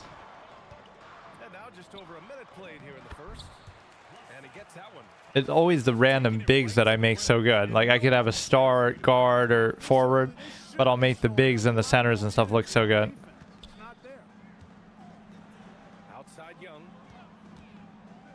I could live with that. I mean, there's nothing you could possibly do with that.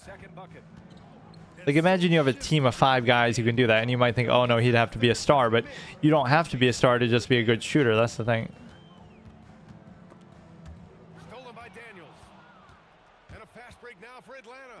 Yeah, Porzingis should just own everybody because that size advantage is too much.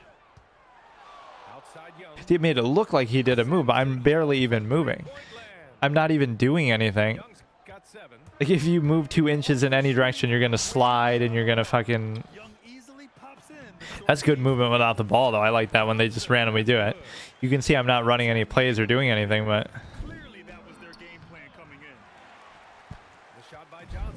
I try to keep the magic rule of like 10 per quarter as far as points. Like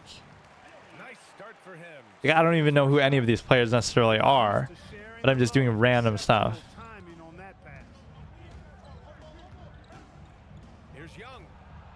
I mean, is that really a good thing though? Like you're not really doing anything. And the defense has to be more aware, or else Young will stick them from the mid-range every time.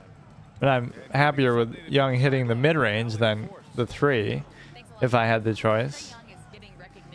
Like, come on, man. Yeah, he doesn't get enough credit for that, actually, the assists. I'm not even worrying about what people gotta say. I know what I do.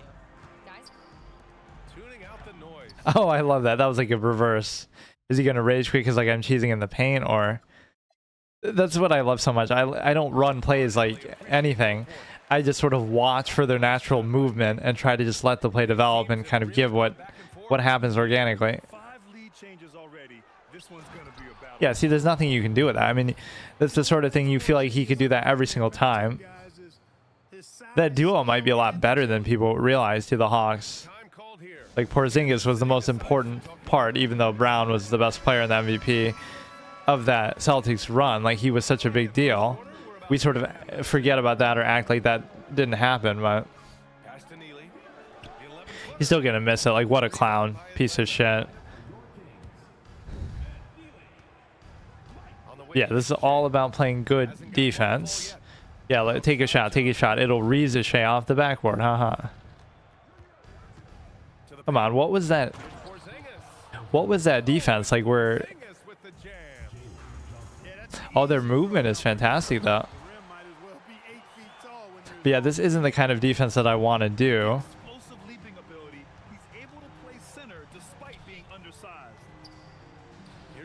He's got the mid-range. He's at least I can respect that. Most people who would use Trey would be trying to hit a 3.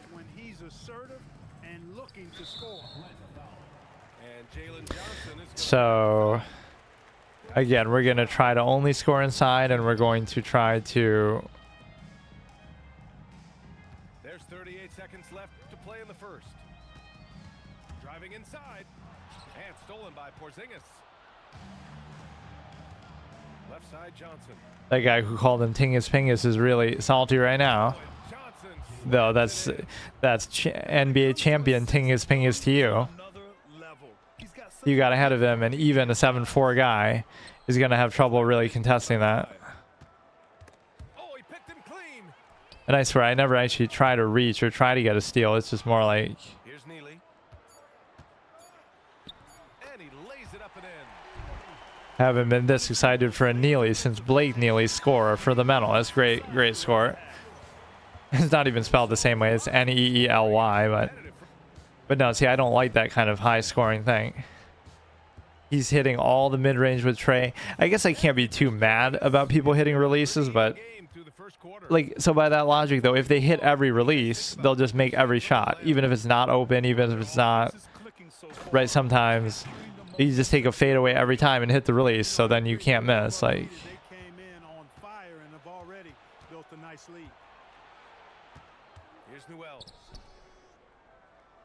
maybe their bench isn't too good, could be their problem.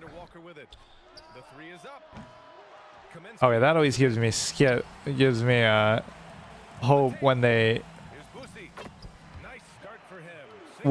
are actually missing open jump shots, like as if you should make 100% of them all the time. But yeah, I definitely fear Porzingis more than Trey, but that's maybe wrong of me. Oh, see, that was good. Some of these kind of semi-contact things. It makes it seem like I actually know who the... Oh, is this Mike Woodson, actually? Who more people know as a coach than anything.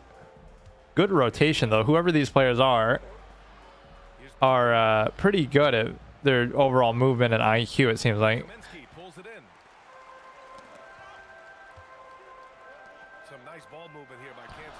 Oh, see... they were even ahead of me that time. I did it, but then I overdid it. Right, we had an open thing. They moved perfectly, and I messed it up.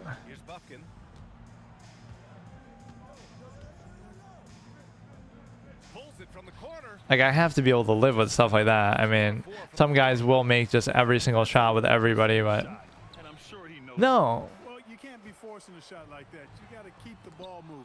Get something better. I keep getting an open shot and then I don't take it. Here's Alexander Walker. Bro thinks he's SGA, dude. 1/3 of SGA. He has one part of his name. Oh, I keep overthinking it. Yeah, I agree with you there, BA. I mean, he can initiate the offense if he Or even the commentators won't have anything to say about some of these people. There's two guys right around him, but he still gets the dunk. Like, it doesn't even matter to him. Right, these dunk animations are busted. Doesn't even mean he's a great dunker. It's just like...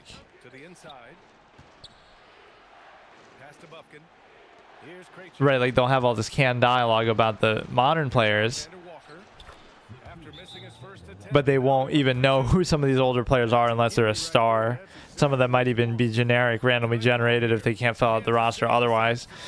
That happens a lot on some of the really old teams, like the Jerry West Lakers or something would always have would have like these filler players that aren't even real, just to, you know, generic little fill-ins. There's a step back, okay. I mean, I can accept that. Like, these kind of shots are just not, I don't know. I kind of like this team's style, but I guess I make every team seem like that.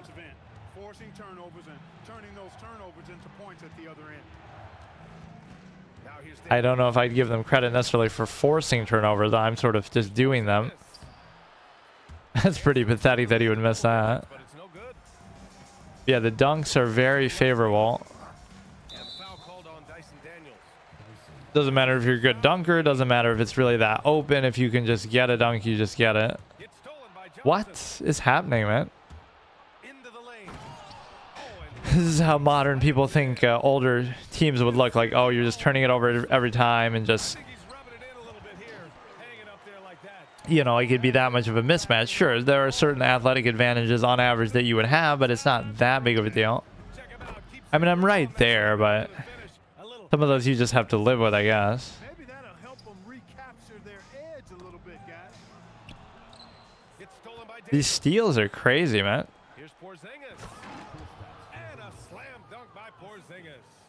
Like, I'm not even doing anything. Why are they getting so many steals?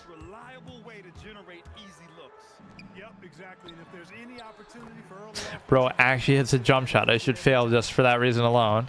The fact that I would... Yeah, all these releases are too hard, or they seem too intimidating. I can't blame Gilbert Arenas for struggling with them, which apparently he was doing, but... To the middle. Thompson. Pass to Oberding. And out of bounds. Atlanta will have it. You can't make brain neutral mistakes like that. I mean, he may get an earful later. Here's Young. He just runs through you. Like, it's so dumb. You can't play them up that tight, I guess, but that's a counter, as somebody would say to Kyrie, like, oh, what if I just face guard you? And then Kyrie gets mad, like, are you joking? And then he just does a little, you know, goes right through him, goes right past him. I mean, give the guy credit. Everybody's too good. Having green, mostly having green on Trey's mid-range release.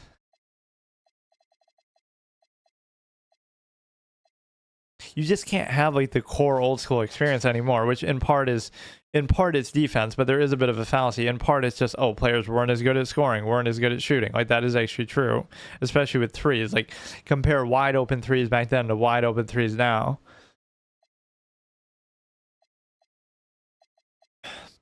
First of all, how many you would get, you know, there'd be times where you would just play off. Like, Magic could get an open three whenever he wanted. Jordan pretty much whenever he wanted. That's why the shrug game was even a thing. And even That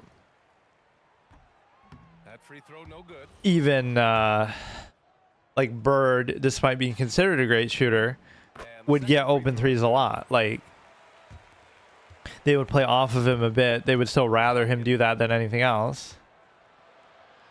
That goes. Buffkin's got 4 points now in the quarter. Love the energy on his drive. The defense didn't expect that coming from him. That misses. Would have counted had it gone. So yeah, my scoring I wouldn't even mind, but giving up that much is ridiculous. There's nothing I can do. I mean, I'm not going to hit threes, but I can't give up threes. I just need like a really, really good defensive team, but even that doesn't work anymore because it would stop them from scoring inside. It's not going to stop them from scoring.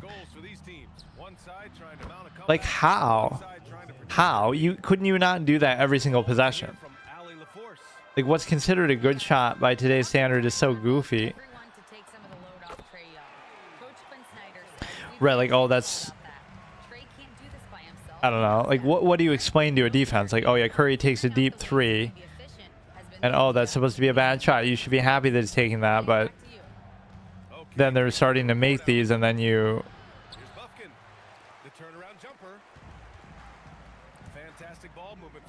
Keep going, keep going.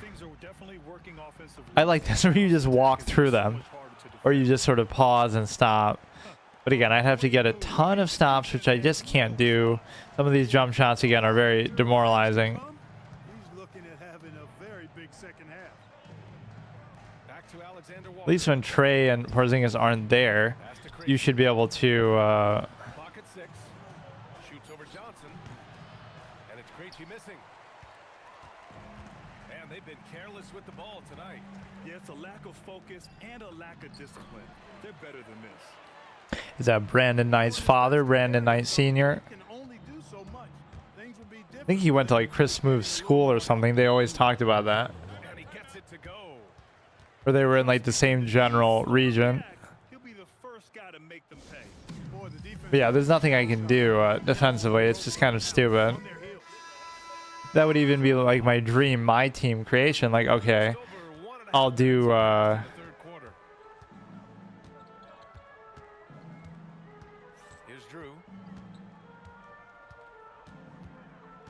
Wait, what did I even just do? Didn't I do the go-kart thing? Then how did I do another mode? I think I just messed up my format, actually. I did the go-kart, and that was supposed to count, and then I was supposed to do this. But then I didn't because... Yeah, I actually broke my format. Then I did the next mode, like the betting mode. Right? Yeah, I actually messed up. I did 2 for 1. Down low. Thompson. And the slam dunk by Thompson. But whatever, yeah, now we'll do my team, which won't be the limited still, although I kind of want to do it. What? You got 2 guys on him, dude. Leaving Porzingis open and you don't even care. It's either a dunk or free throws every time. Here's Thompson. After the Hawks picking up a basket just moments ago. Here's Drew. Shot clock at 5. Here's Overton. He's pretty open. Like, how did that happen? Yep, it's good. Nice. Gotta be four. Still within reach, but again, I'm not gonna hit threes, and I'm not gonna be able to stop him. There's Young with the three. That won't go. Like, so many things that players do that make shots and plays for them harder, right? But then they're still gonna make them. So then, what are you supposed to do? Aggressive move to the rim. He's really trying to fire up his teammates right now. Boy, it's And the AI can never do anything. Like, they'll just let you do whatever you want. Yeah, you know, when you're looking Why didn't he go towards the actual rim, man? upon themselves to step up, take the initiative and make something happen.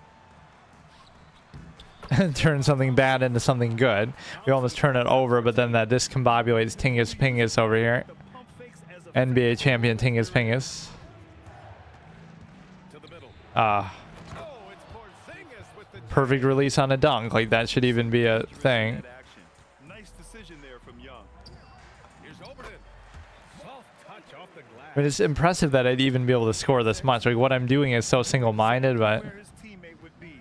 That's a product of good chemistry. nothing you can do with that, man.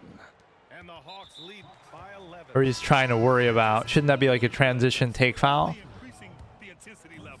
Yeah, I love the fact he doesn't play the score. He just keeps coming, attack mode. He doesn't know how to step Or he's over going to that. start to just spam foul now. But again, if I could play even remote, I just don't get it, though. You might have to mess with the schemes and coaching and settings and stuff. Because there's not much you can do. I mean, you're right there, but they're still making it. So Leading by 9. what am I supposed to do? This is probably a real life frustration that defenders feel. Like, Young looking for you're an right opening. there, but he's still, like, Young. Deep shot. it's not like he Big night for Trae Young. did anything to earn that. Aside from, I guess, hit the release. But Pass to Collins. once again, the dunks, they get completely busted dunk sliders in this game. Even for potentially ordinary players. So both teams making some changes. Only down by 10 despite having no defensive capability at all. 7 points in the game. And him just hitting every fucking release. Like, can't you tell the difference in the styles here? Although I can't say he's as much of a three-point degenerate as most. Pass to Neely. Ball stolen. Newell from outside. And he can't get that one. We would actually need that to have a And chance. so it's Atlanta earning this break in the action, up 10. And they've racked up a ton of turnovers.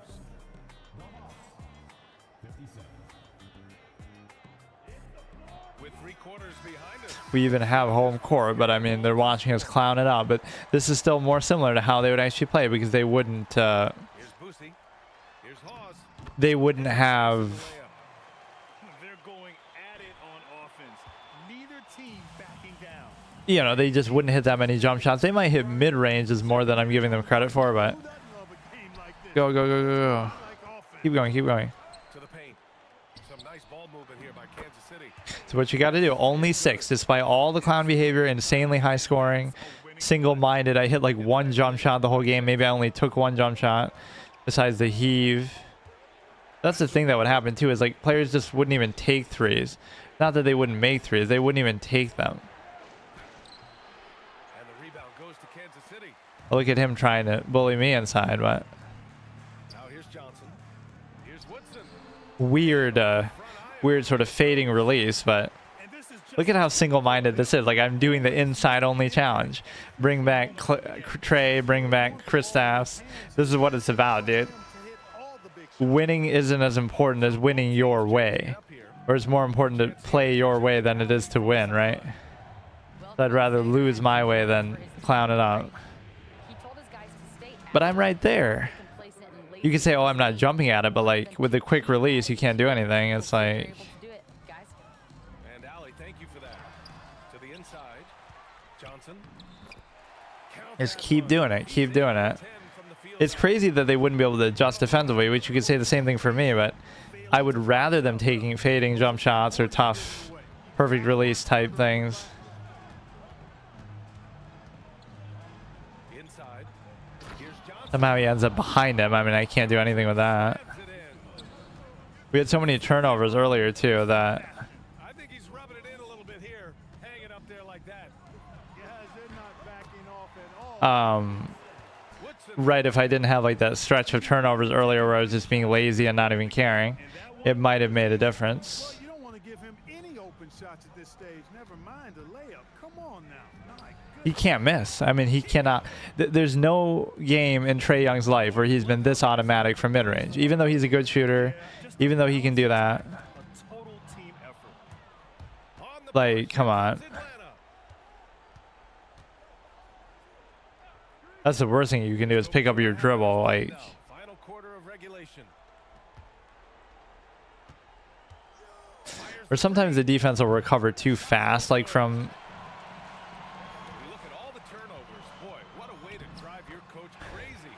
the 4.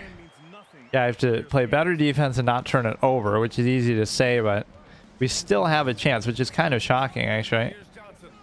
He's just been even worse on defense than I have. Like, what would it take to... That was actually surprising that he missed that.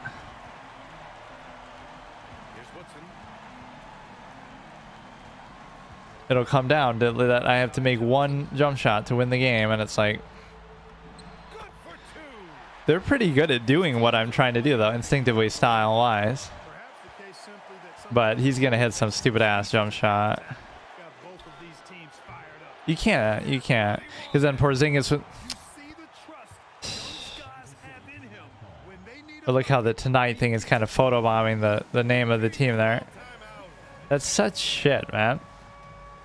But it's actually pretty impressive that I was able to stay that close. Like...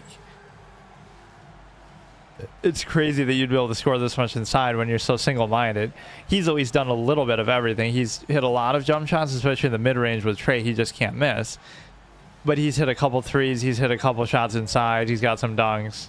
Right, I've literally hit one shot outside, which is like a semi-mid-range. Right, with somebody, I don't even know who.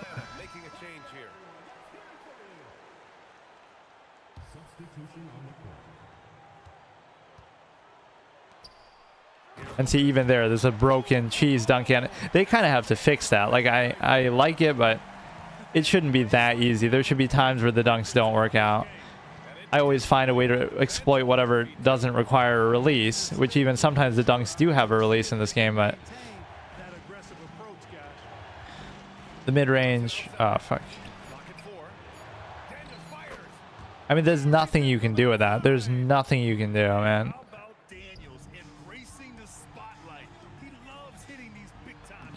It's amazing, though, that this still works so many times. He could be saying the same thing, but again, I'd rather you have to hit a perfect release with a 3 than do what I'm doing, which at the very least doesn't require me to hit anything. Like, how do you do that, man?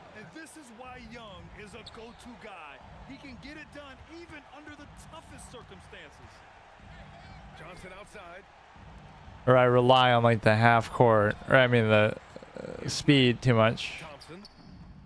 Oh, that was at least a more tough release, but I mean, I can't win, but it was a good second half effort. We made a pretty good comeback. It's just mathematically impossible because you can't stop anybody.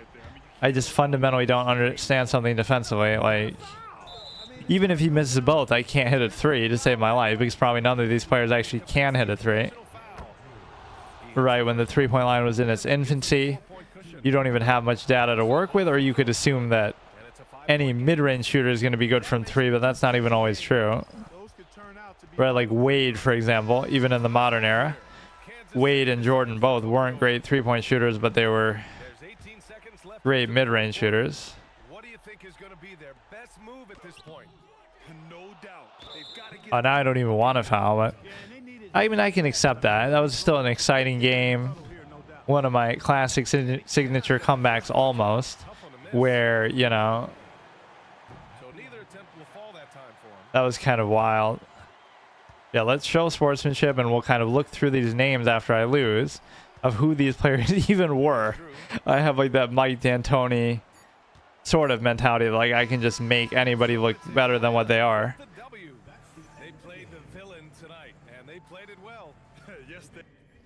Much closer than what it probably should have been, though.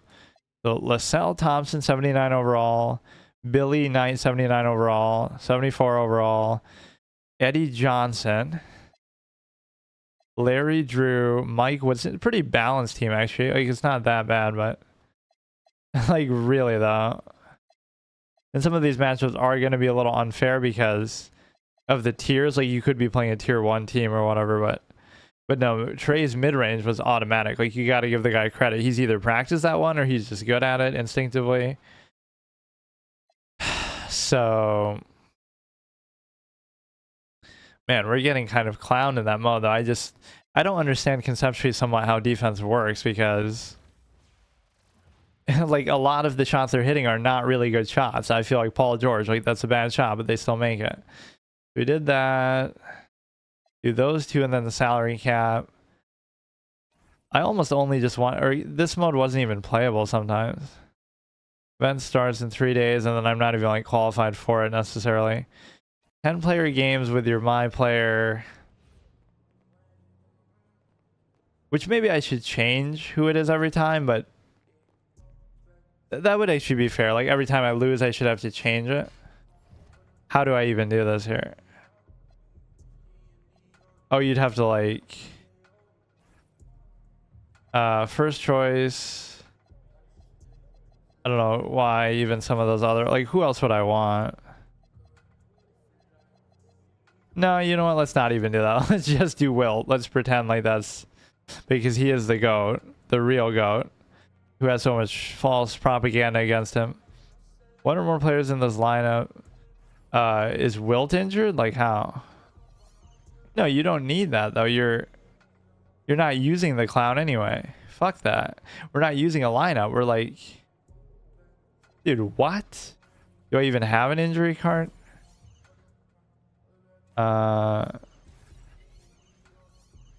Maisha Hines Allen is cucking Wilt Chamberlain right now. Like, come on, man. It has nothing to do with it. We're doing a one-on-one thing, right? Or not a one-on-one, but like... You got Wilt, Klay Thompson, Allen Iverson, Rudy Gay. Oh, that means you could use female players, though, in this one. Or yeah, I guess in my team overall you can use them, but...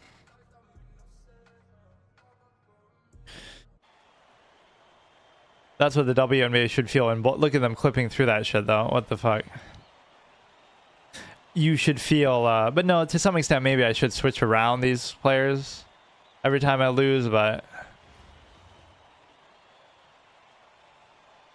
But no, like WNBA players could feel like we can still be really smart and we can make good passes and we can be great at dribbling and we can shoot.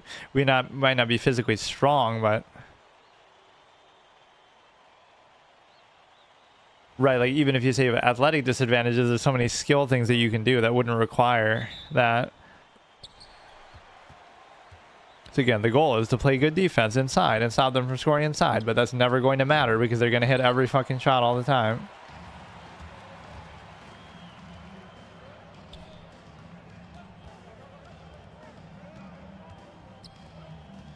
I appreciate that he keeps giving it to me, but I mean, it's not going to really work. Right, that position wasn't really right. Yeah, like now it could work. I'm open here, but...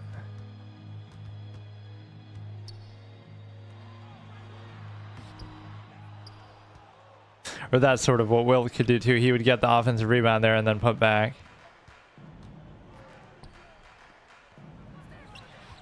At least we're scaring them inside a little bit.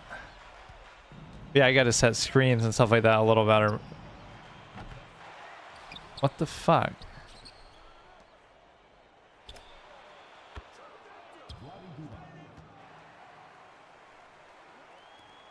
Yeah, Klay should be killing it. Hit the perfect green releases. I mean...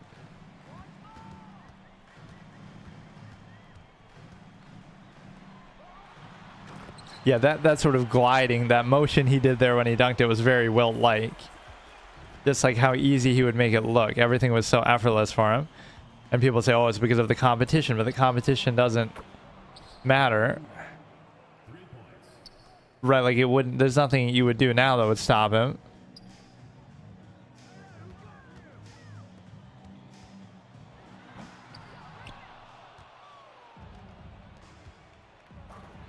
Yeah, like some of these players, you could say they move in like a goofy way.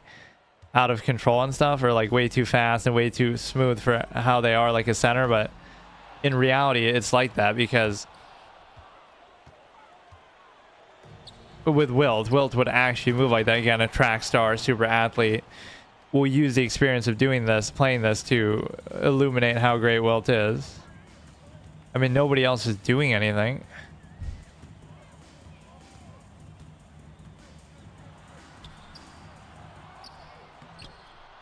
I'm getting at least some offensive rebounds, but again, trying to make stuff happen when people are ball hogging and fucking around.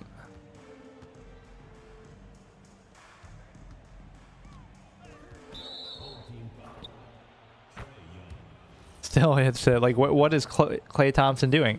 If Klay was on the other team, he'd be killing it. Like, come on.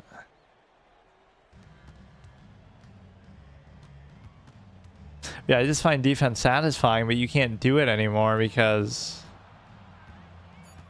again, it would have been better if it wasn't people are quitting out, which you might do better with them. Then there won't be as much ball hogging. I feel like I'm open there. Well, but just for a millisecond.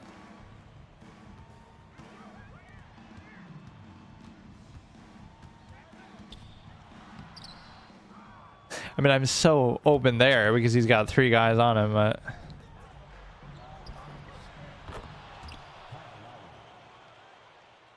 so trash, man. Give it to me. I have like the team's only 2 points.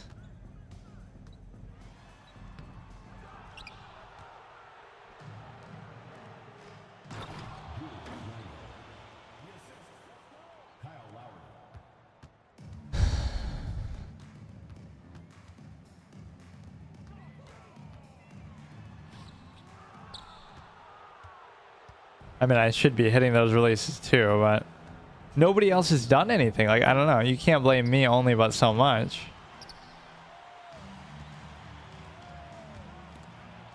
Turn it over, and a lot of this is just AI players now. And yeah, like everybody's going to be able to hit it 3. Jack Sigma was moving like a fucking demon. Wilt would have blocked that shit, dude.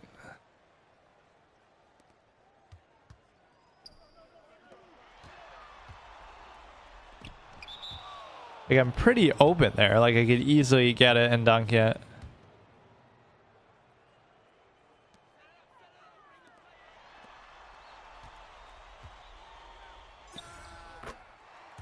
Oh, wow. That's 50% of our points right there. Here comes the comeback.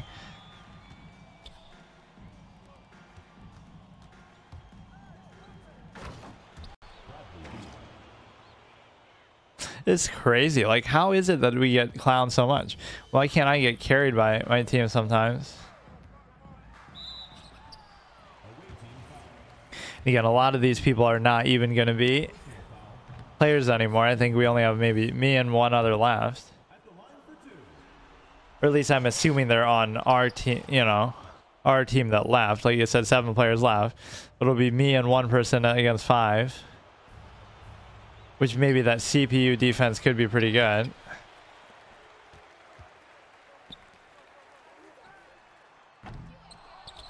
But no, I had a couple offensive rebound chances. I just couldn't convert them.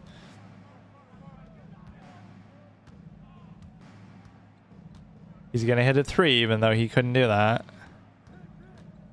He's setting his pointless screen in the paint, tracked into full moment.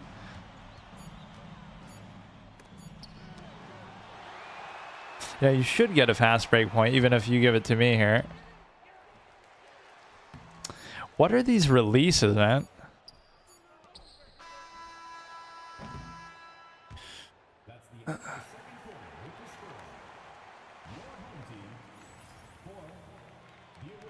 C+, 2.6 rebounds, 20% field goal, which is kind of shameful. I don't know why I'm missing these easy putbacks.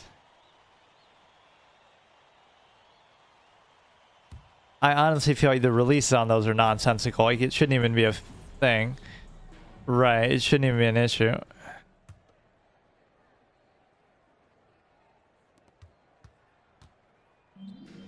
Pretty open there for like an hour.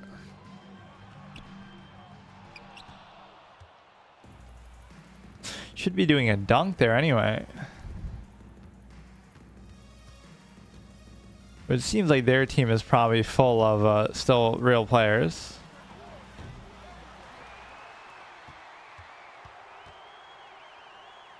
Oh, you could have almost just kept going and split that.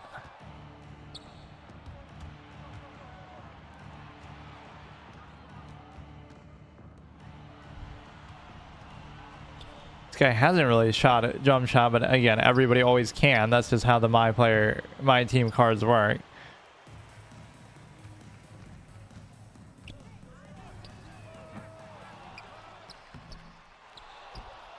Okay, it almost seems like I'm doing it on purpose now, but you got to get better at the release, obviously.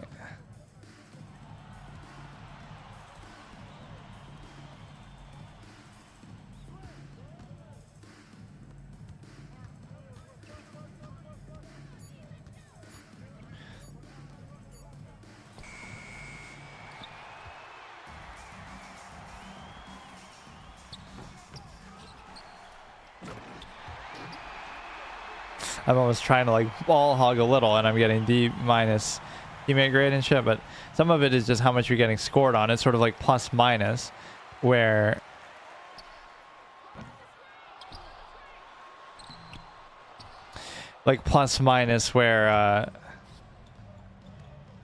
you know, you're on a bad team and you're losing, so no matter what you're doing, your plus minus is always going to be off, right? You could be playing the best, but we're actually making a comeback, and if I made some of these putbacks, we're actually doing better with the AI than we were doing with the players.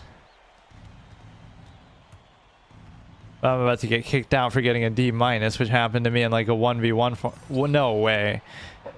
You just get cooked by a WNBA clown.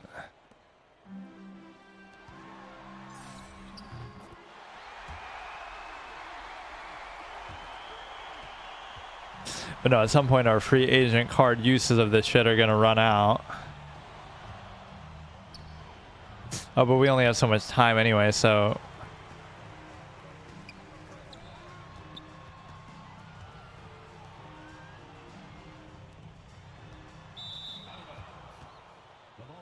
it's not like you got to a certain score or whatever, but we definitely made an impressive comeback here for whatever reason.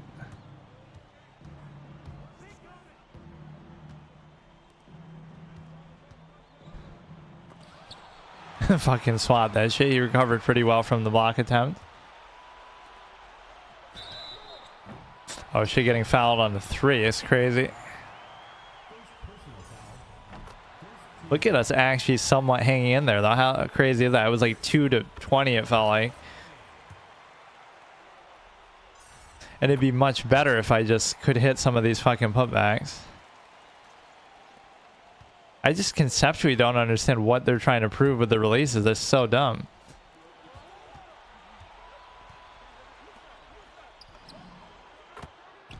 Or yeah, see, you get blamed for a lot of this, like, oh, negative teammate grade because you're giving up a score, but you're not giving up a score to your person. You're giving up a score to somebody who you switched onto because somebody else failed to do it.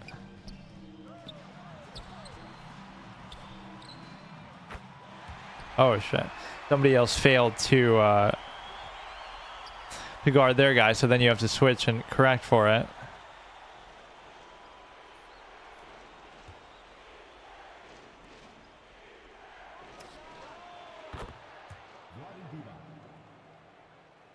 And that's the first time he's actually hit a perimeter shot, it feels like, the whole game.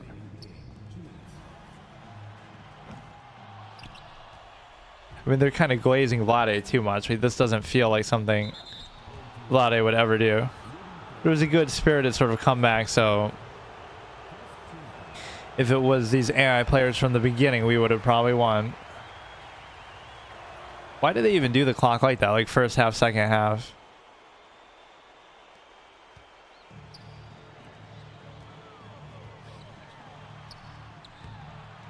Like, why not give it to me when I'm right there? Probably because I'll miss, because I was missing everything, but still.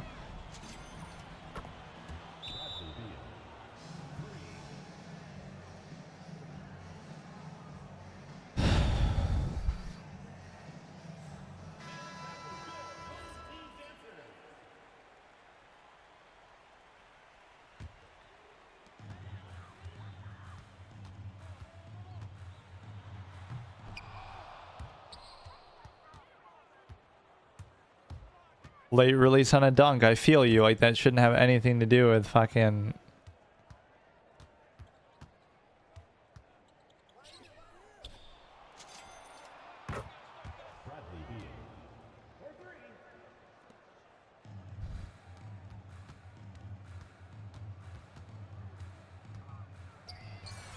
Oh shit, he is actually hitting shit. That's obviously the player. I keep playing off the 3 a little bit, so it is sort of my fault, but I just almost can't even believe it.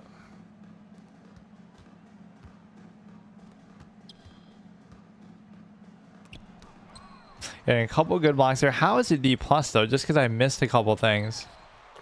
I missed a couple of the... a lot of the putback shots that I had a chance to get.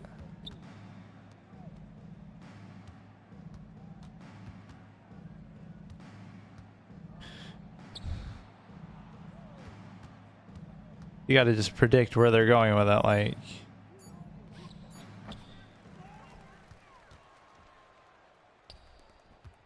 At least you scare them enough to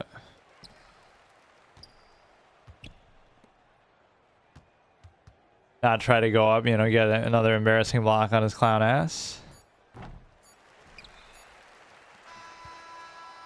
So that's fine. So the next one we would do in my team would then have to be, I think, the player of the game. Okay, Vlade Divac outplays fucking Wilt. 91 Julius Randle, 94 Bradley Beal.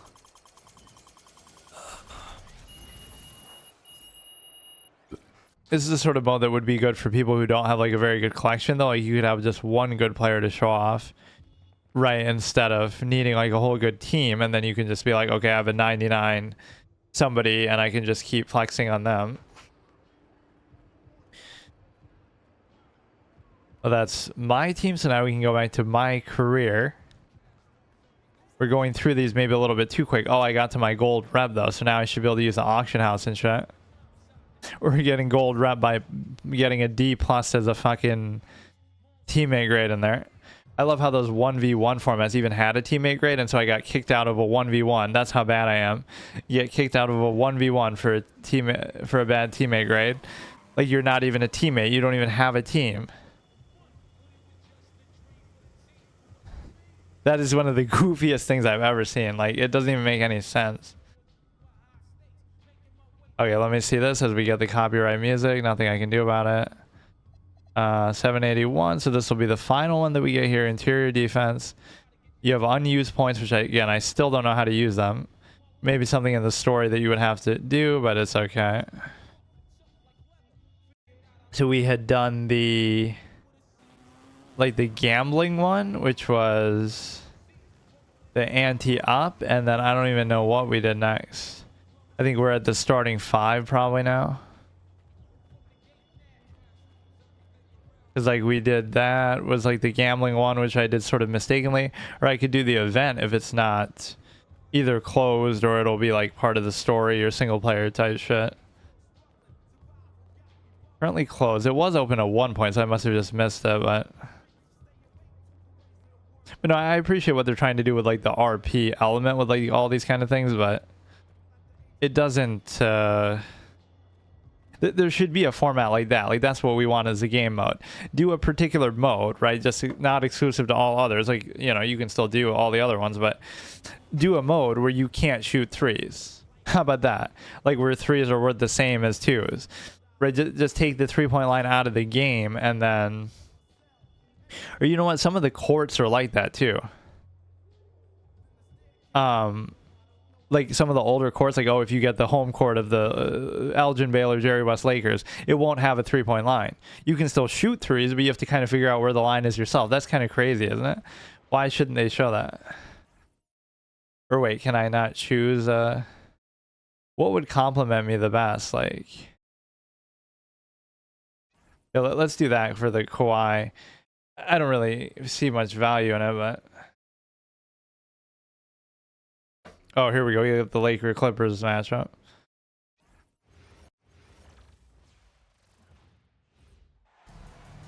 Welcome everybody to another presentation of the NBA live on 2K Sports.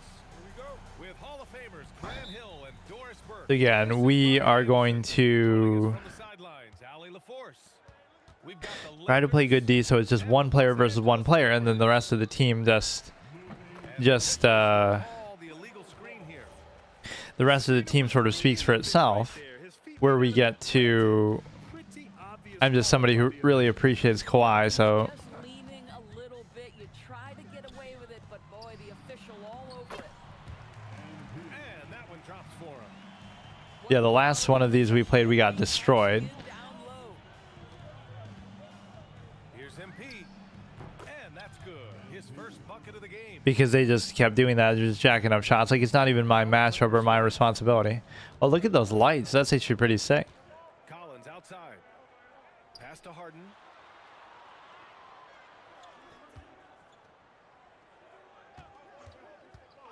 Lets it go from deep. Oh, shit. Okay, if he can do that, then I have no problem with it. Basis of James Harden's game, right? That three-point accuracy opens up every. Yeah, see, this is what'll happen, though. Like, I'm not going to be hitting threes. It'd be like, oh, I should be getting blocks, but you can't when all they do is jack up threes. What am I going to do, block a three? Three-point shot just gives you so much room to operate on the offensive end. Now here's Harden. Look at Harden, very realistic to life, where he's just going to be Outside. jacking up a bad shot, probably. Harden can't hit. He didn't make them pay. But now it's going to be MP again. Like, they're not going to do any adjustments or... And the three ball is just another way. It's just so cheap, man. Here's Harden. MP high post. Kicks it out to Collins. 4-3. My guy just moves very... Oh, wow. Harden's going to match him, though. Got 6 My guy's just awkward and slow, though. He can't do anything. It's so dumb. Like, no, this is kind of bad design, man. It shouldn't be like 100% like that. And the AI can't guard shit that way. the 3. Oh, and another. We're getting carried by our team, but I love when like I'm not even doing anything. Kawhi's up. You make a three, I'm coming right back at you. MP Finally, like he doesn't shoot 100 fucking percent. Like we're getting lucky in a way. gets the double team. Back to Leonard. Outside Harden. Pass to MP. Stolen by Now that wasn't even my fault. Zone on the break. And he lobs it up top. Okay, now I should get it. Now I should get it. Foul called on MP. That's foul number 2 for But that's the smart foul.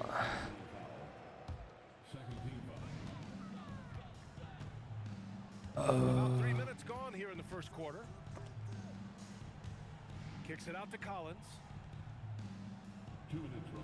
Leonard outside. Shot clock at 5. Beal draws the double. Fires it. Well, this is the kind of effort you want to see from Luka Doncic. We know how good he is offensively. Right there playing solid D. It's just stupid. It's just stupid. Just jack up a three every time. Nobody's gonna stop you. You gotta at least be the same matchup as him. That's what they want to do. Get him open looks early. James with the ball. And it's You already know what he's gonna do, so just do that. Shot is off. Clippers trail by 3. Double team on Leonard. Pass to Collins. Oh, they're already doubling Leonard, and he hasn't even done anything. Now Harden. Come on, Harden should be able to cook James' slow ass. Leonard looking over the floor. Puts it up from the high post. And again, it's the Clippers missing. For 3, James. Oh, he's trying to let FU3. Lakers hit Let FU3 in transition. We often see LeBron James with the ball in his hands, creating for himself or others. That time, a little catch and shoot, the easy one for LeBron. Parked it down low that time. Got hit with the 3-second ball. Sometimes the animation of just catching it or doing anything takes that long anyway. Lakers lead by 6. But again, this guy's very slow and goofy. From outside. Okay, that was at least a fading bad shot. Rebound. But we need Kawhi to carry us, though. He's not doing anything. Or I'm open there. To the inside. We do have a very high standing dunk.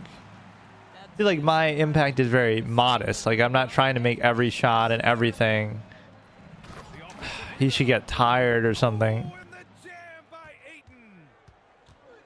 Like, I'm playing more like a realistic thing, but Everyone around him appreciates. he like turned it over and I just grabbed it. No doubt on the scoreboard. Or he just like dropped it on the floor like a bowling ball. You can tell which team is in complete command.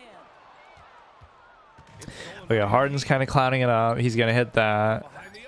Yeah, the AI can't play defense. I mean, What a huge shot to beat the buzzer.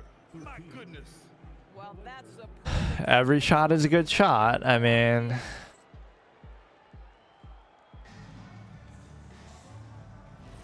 And if you're just tuning in, we've got a wide margin on the scoreboard, but plenty of time left for a comeback.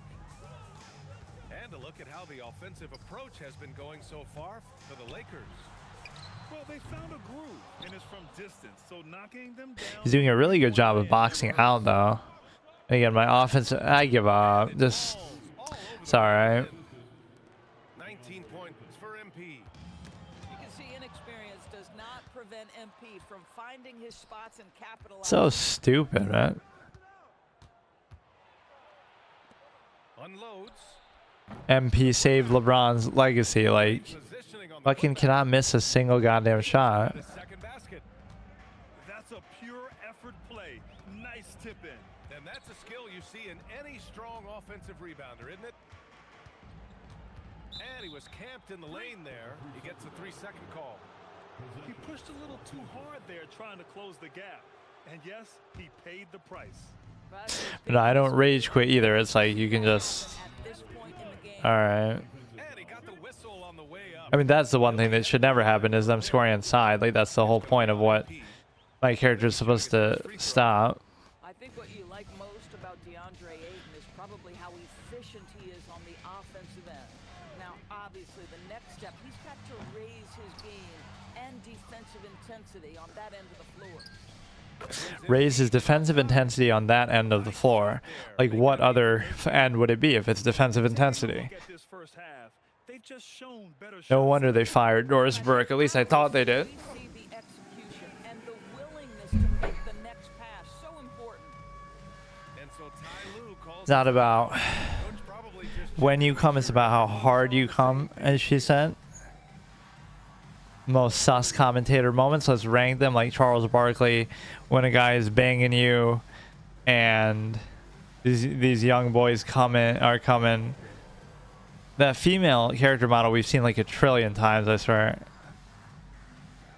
It's one thing if you're cloning them generically in the stands and stuff, but Harden with it. He brings it up for the LA when they're the ones that they zoom in on, Up and over Doncic. it shouldn't be like that necessarily. 15 feet out. Harden's got 8. Well, this is where James Harden's three-level scoring comes into play. You want to take away the rim and the three? No problem. He goes right to the mid-range. Hey, Kawhi really should do something, man. He's load managing in the middle of a game here. Pass to Beal. There's the triple. And Ayton pulls it down. I mean, the way Aiton's playing is like a god right now. They've outscored him. Or just that he's doing really good boxing out and shit. Basket by MP. Yeah, when we talk about MP's unlimited potential, Even the MP is so triggering to hear. Screen by MP. Out to Beal. Buries it from 3. defensively, you can't They at least got a decent deal on Beal when You know exactly what that takes. It takes energy, it takes activity, it takes intensity. Pass to Achimura. Now here's Ayton. From deep, MP. I can game the system with that anytime because I know he's just going to do that. He's just going to jack it up every time. Collins outside. It's Beal on the wing. Shoots from 12. Harden can't hit. Yeah, this guy's such a bad offensive rebounder. Like, And here's MP from you do have like a 20. Connects from downtown. You must be the change you wish to see in the world, where I don't want to do this. For 3. Oh, and another 3 for the Clippers. They're actually not doing that bad, but again, we have a demon on the other side who's hitting every single shot. Like, I wouldn't want to play the way he's playing anyway. I'd want to like dunk it every time or, you know, do something like that, but And a little under 3.5 minutes elapsed here. there used to be like a sense you have to do a trade-off, like, And the foul called on MP. you have to do a trade-off. Like, okay, you're really good in the paint, but you're not good outside, or vice versa. But now it feels like everybody can do everything. So A minute 29 left to play in the second quarter. Beal, no good. And the ball goes out of bounds. Last touch by MP. No need to rush that play. That's called giving away. God, I really have to sit through 4 quarters of this. Like I said, I don't like to quit out. Screen by MP. He's so open there. Come on. Steps back. Here's Harden. Here's Collins. And Aiden pulls it down. Yeah, Harden can be like so streaky that it's always deceptive, right? He'll have like one really good game, and then you think, oh, he's gonna save us. And then he'll have a few bad scoring games in a row. So Now the Clippers with it. sort of spam screen. Harden with it. Give him 8 points now. Beal's shot is good. Well, that is so easy for Bradley Beal. From 3, no problem. Yeah, everybody hated him on the Suns. They felt he was being lazy or not doing anything. From deep, MP drains the triple. I can accept it. I mean, if you can hit a 3 every single 2 time points in the game. without any real work put in, there's nothing I can do.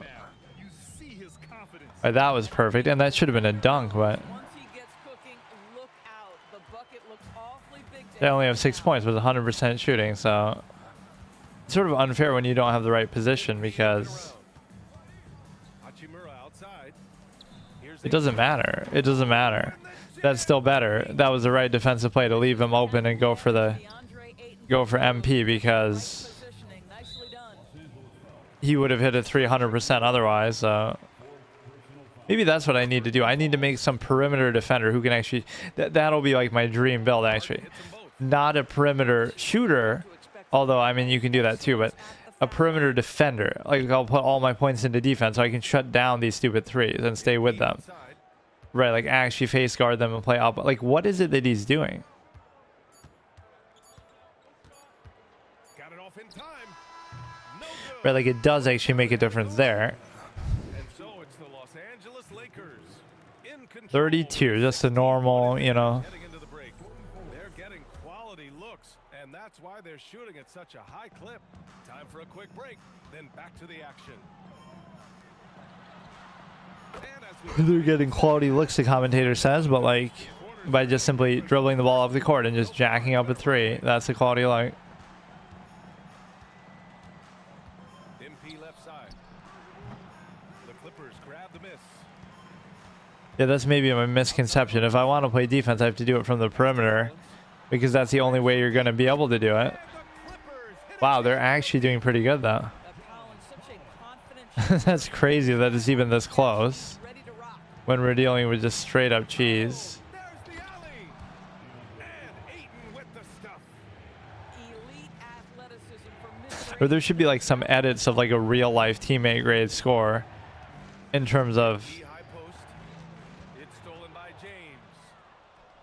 cold, even though you're literally 100% from the field. And that's what Or like a real life edit where you show a teammate grade, right? Like Turnover hurt even more. where Today, though, it's 2 points. Don't hang your heads. Let's get refocused and play with more patience.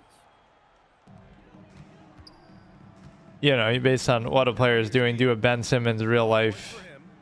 It's Beal on the wing. I'm getting double teamed at the perimeter, like why? And from deep. I'll tell you, when Bradley Beal is Yeah, this is making the Clippers look pretty good though. brings is infectious. And looks like an illegal pick was set. That gives The flop one always. of the trickier plays to judge, but it would be hard to argue against the call. It is really difficult to get your feet completely set, to stay completely still. It's almost surprising to me that it isn't called more often. 6 on the shot clock. Down low. Here's MP. Or like my inside shot is actually pretty good. It's off target. Pulls up at the elbow.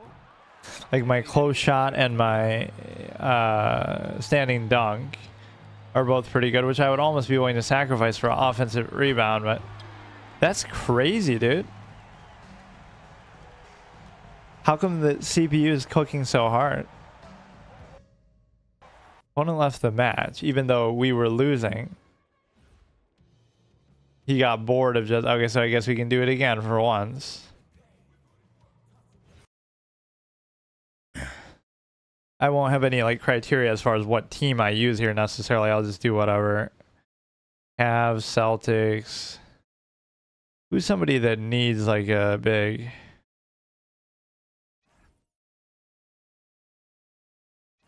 Let's do this since I like Karl Anthony Towns so much. We'll let him be the one of the best big men shooter of all time. He really changed the game. Oh, this ED guy is actually kind of annoying though. No, it's better if I'm actually matched up against the player, even though I'll still get cooked.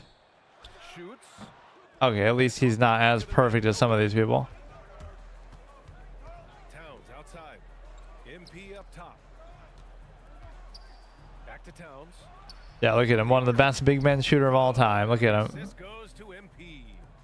Well, with his mechanics and size, when Towns spots up, That was kind of a goofy player. This camera angle is kind of goofy. Back to Bridges. The three.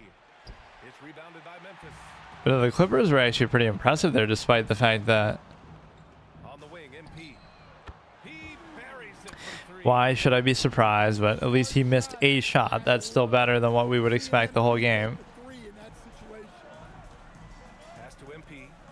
Now here's Anunoby. It's Bridges on This the wing. ED guy is actually going to give me a little bit of trouble Their own three-pointer. because that's basically just the modern. What's another name for the modern NBA game? A 3-point contest. But this guy's not as perfect with his release, at least. The kick out to Brunson. Outside Anunoby. Three-pointer, Bridges. And he can't connect. He's 1 for 3 in this game. The Grizzlies on offense. It's a 3-point game. And the Grab it like right immediately as it falls in. Get him going as soon as possible. Start this game. Yeah, and I'll tell you what. If he gets into a good rhythm early, watch out. What? MP no good. And about 2 minutes into the first quarter here. Like the green seems to change size over time, which makes no sense. MP from outside. That's all people do. I mean, that's the game. Is that even really fun or satisfying? He's consistent from out there. Sometimes I understand, but Give him that kind of room. Pass to MP. Basket is good. Off the assist from Brunson. And that's what happens when you let MP get positioning inside. MP is doubled. And here's Morant. you know, the AI just can't do anything with it. He's just standing there. He's just standing there. He's not even doing a move. He's not doing anything. No movement, no play, no effort. Bro.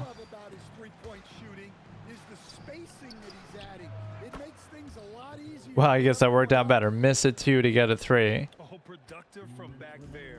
Bridges showing the range. Here's MP. He's just gonna keep doing it. I mean, it's just not good design, but it is sort of realistic to how this is how players actually play. They just jack it up. Elbow shot. Grizzlies with the rebound.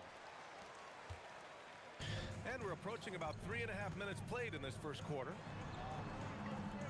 For 3. You can kind of game the system there a bit, where you. He probably thought he was gonna bury that one. Pass to Brunson. Come on, I'm mismatch. Now MP, hounded by Morant. Here's MP. That's crazy. That's crazy. And it's Morant with the ball for the Memphis Grizzlies. 3-point lead. And here's MP from outside. But he's too predictable that way. Like you could say, oh, it's because my player's not that skilled, but when you have such a mismatch like that. There's 49 seconds left in the opening quarter. Outside Anunoby. Clock at 4. For 3, Bridges. Oh shit, I should have been able to get that even if I couldn't. These teams are really carrying me with their scoring, but again, everybody plays the same exact way where they, oh my god. At least do some fancy dribble moves and stuff. They just kind of jack it out. He felt free to take that shot. Pass to Bridges. Misses the 3. Grizzlies lead by 3. MP looking around. Jackson on the wing. From outside the arc. I mean, I'll accept that when the same guy's jacking up the whole game. Yeah, showing off that ability to stretch the floor. Seems like everyone is a threat at the arc these days. Well, offense is the order of the day. I'm kind of impressed by these AI teams a little bit because Leading by 6. whatever. Hope you've enjoyed the broadcast so far. They're actually hitting threes. They're actually doing stuff. A lot of the time with minimal ball movement, they just kind of In terms of where do very the basic come from things. here for the Grizzlies. Well, the coaching staff's game plan is very clear. Move the ball on the perimeter and shoot the shots with no hesitation. Even what the commentator's saying wrong. Move the ball on the perimeter, but they're not even moving it. They're just... Goes to the Knicks. Right side, Brunson. Bridges outside. Down low. Here's MP. Yeah, like you're supposed to be doing the standing dunk, but... And here's MP from outside. Alright. That basket is good. Off the I don't know what rating he even is. I wasn't even looking, but... Talk about MP's unlimited potential. We're referring to nights like this one. It's not unlimited. His potential is a 99 overall, as the game would even show you. Haha. Not 100 like Shaq from whatever, some earlier version of the game. And he makes it on the layup. I was kind of clogging up the paint there a little bit. Yeah, relentless worker. Bridges so tough inside. From deep, MP. MP nailing the Trying to play that telepathic defense there. This is what you want to do when you've got a big lead. You must stay aggressive. Yeah, they're being absolutely relentless. Building this lead in every way possible. And that one drops. Well, coach has to be ecstatic with how that... This is almost like how a My Career type of, like the My Player story would go. Except, in a way it's kind of cool because The rebound by MP. it'd be like Knicks trail you're playing with a random team against a random team, but instead of just playing against a random team, you are outside Brunson. playing against a random team with also another My Player. So, And so it's right, so you're both playing as a My Player, and you're both playing as and with a random team. And it's Anunoby picking him up. Here's MP. 23 points in the game. They never take these gambles with Outside Brunson. the long passes like that. Bounce to the Knicks. New York will retain possession. Nice deflection. Right, the way that players, real people would do. Off the flow. Yeah, there's nothing easy on offense. Coaches love seeing that kind of hustle. Yeah, Karl Anthony Towns never got the credit he deserved in Minnesota. You make the Western Conference Finals, and then you get rid of him, which was a horrible decision. You got to keep him at any Kicks cost. it out to MP. Launches the three. Oh, MP showing the big range. Pluto 2 times. MP certainly has put some work into his shooting motion. MP high post. Yes, and a nice assist from Brunson. You love to see this kind of team chemistry. Let's see more of that. But again, you just can't stop him, so it doesn't even matter. And MP good It doesn't even matter. It's just so stupid. got 29. The three-point shot has been his weapon of choice this quarter. To the inside. Here's MP. I feel like that sliver is practically invisible there. I must be colorblind because I can't see that green shit. Bucket into a miss. Even the commentator's saying it's an easy bucket, but like, what am I supposed to do? Boy, they'd love if anyone could get a bucket. Yeah, their offense has been grinding to a halt. Here's Bridges. And it's Damn, that was an impossible move. looking comfortable These out there. fucking teammates are amazing. Nimble play by Bridges inside, navigating the contact and getting to his finish. Here's MP. Ooh, fancy jam by It's like you'd want to get a block like that, but whenever you're not in position, this guy's speed is so bad and it's locked in at 25 that it's always going to be like that. And he buries that one. Man. Back rim and in. Bridges has got 15. Yeah, he's leading the charge for them. But let's be honest. I see that's the kind of thing that's unacceptable. Well, consistent scoring is a good foundation for a comeback. They can't be wasting possessions now. Pass to Anunoby. There's the three. Fires in the I mean, let them just carry me all day like the Clippers were doing, even though enough to make the guy rage quit, even though. Now Edie. Stolen by Anunoby. Yeah, look at that. You try to help one time and Out to the wing. And here's Brunson from the yeah, that's the thing that should probably trigger you the most. You'll have like a 7-footer on a guard and you'll have like several inches height advantage. And they'll still jack up a jump shot. Like, I guess you could say, oh, they're still shooting over them, so that still is an advantage, but right after this. Well, for those just tuning in, thanks for being with us. oh, come on, that was pretty open. Even though I didn't properly set the screen, he was still doing that.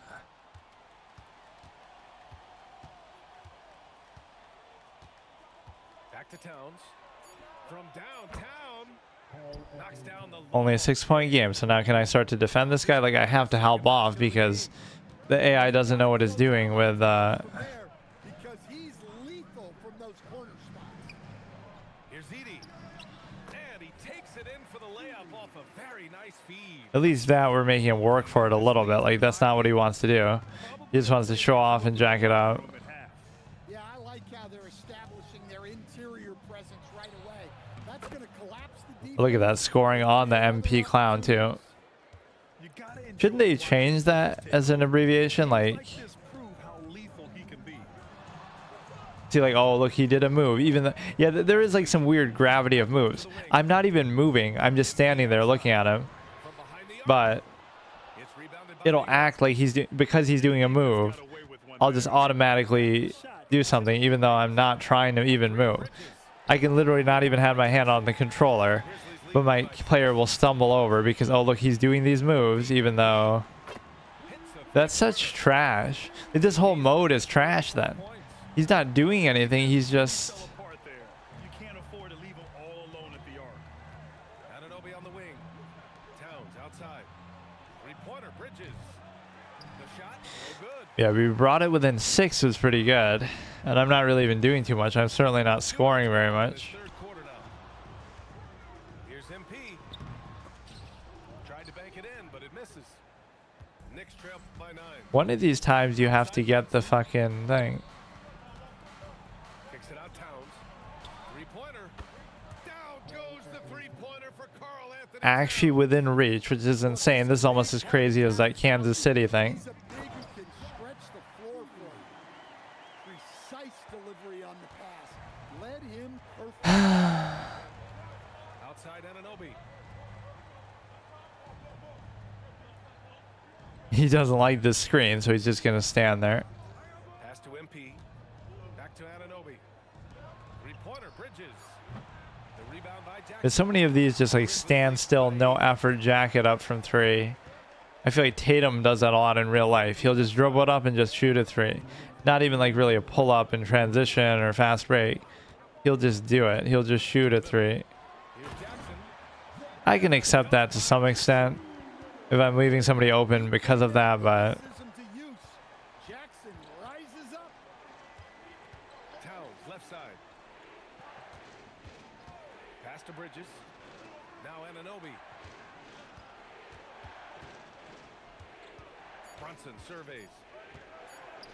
Over Morant. And it's Brunson missing. or he's gonna rage quit too, even though it makes no sense. Like, even why the last guy did, he's up by 8. Actually wasn't too out of reach, but again, they just keep doing the same thing over and over, and it keeps working. And they double up MP inside. Karl Anthony Towns has my back there. Lets the three fly.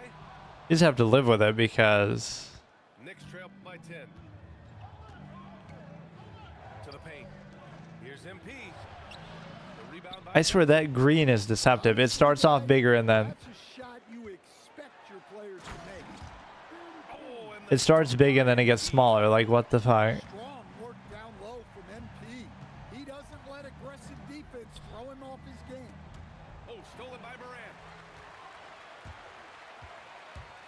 I mean, look, in my defense, this guy is 65, but he's a thematic 65 that he's should be able to still do certain things very well. 38 points. Outside Anunoby. Or that you can clearly feel his identity, sort of thing. Pass to Towns. They need this. New York, no good that time either. Here's MP taking it inside. And he can't. He's missing a dunk. Towns outside. And here's Brunson from the arc. Come on. I was going to say, I was wide open mismatch, but you get a 3. It's okay. And so it's the Memphis Grizzlies closing out the quarter ahead by 11 points. They've been aggressive in transition and find themselves in front. Don't you like that part where he dribbles the ball up the court in a half-court set and just shoots a 3 without doing anything? Like, isn't that fun? Because that's kind of what happens every possession. Well, we know all about Morant's unreal athleticism, but his vision is what really sets him apart. James Brunson playing big right now. Reliable approach. Getting the ball in the paint and going. Man, my teammate grade is often pretty bad, though. Jackson the screen to the middle. And the dunk by Jackson. Wait, at least this I can respect when he's doing things other than just jacking up shots, which shouldn't even be that good. Almost anywhere. Back to Brunson. Anunoby on the wing. I mean, given how I play, they shouldn't even really give it to me, but Buries it down low. Inside Brunson. sometimes I get in the way of these guards, but Popping his shot in. Pass to Edie. he's actually stopped. He's locked in. Drains his fifth shot in his He's second stopped scoring. And it gets even worse for them. I mean, he just waltzes down the lane, extending their advantage. Not good. Well, it's not going to get any easier if they can't improve their defensive intensity. They got to show some fight. Well, you love assisted hoops. That's good offense. Morant with it. Yeah, take a deep 3. Take a deep 3. MP outside. Shot is up. He would rather do that than give it to the open Edie, but he still makes it. Oh, a wise move by MP. Calling his own numbers in the two-man game. And stolen by Morant. Here's MP.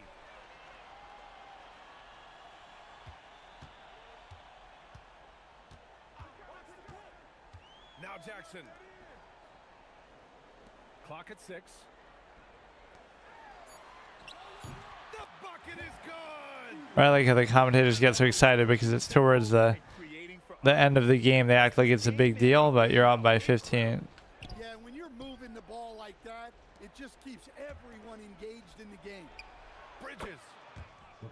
Still, they played pretty well overall. If I wasn't such a liability, it might have been good, but They've got to run something to get the other guys good looks.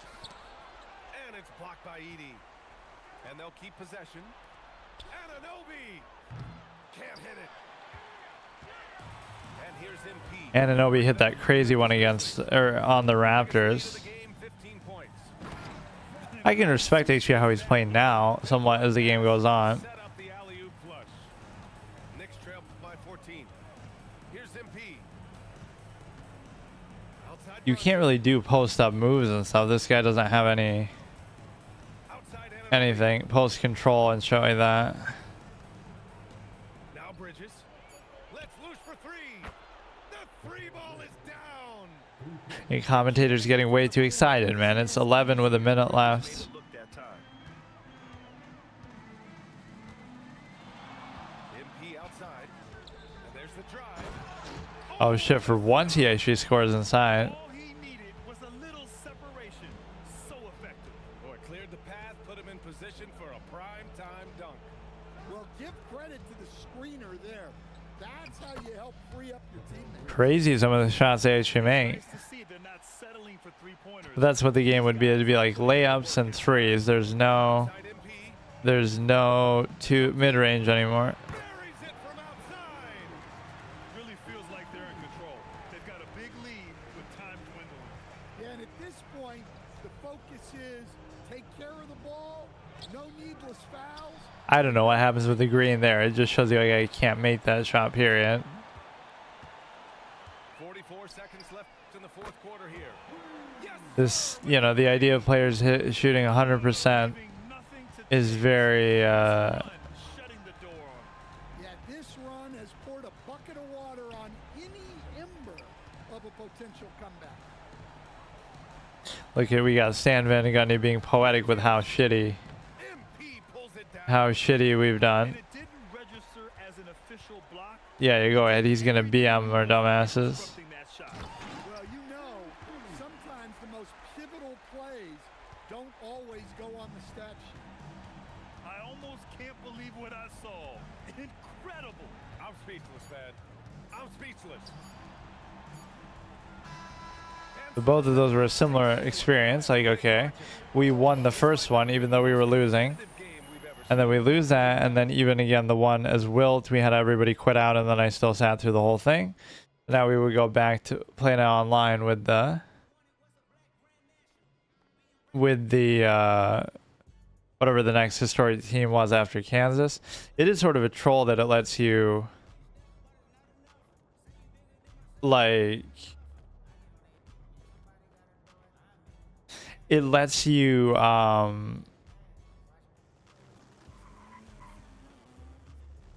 where the hell is the my court thing? Oh, here. It lets you play as the same team twice in a row, but only if you lose. So if you win, you can't. Like, that's so dumb.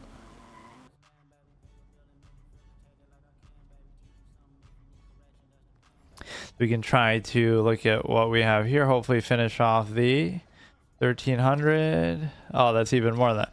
So we'll be done with the interior defense, then we have to do block, and then we have to do a few of these other things like a close shot and stuff.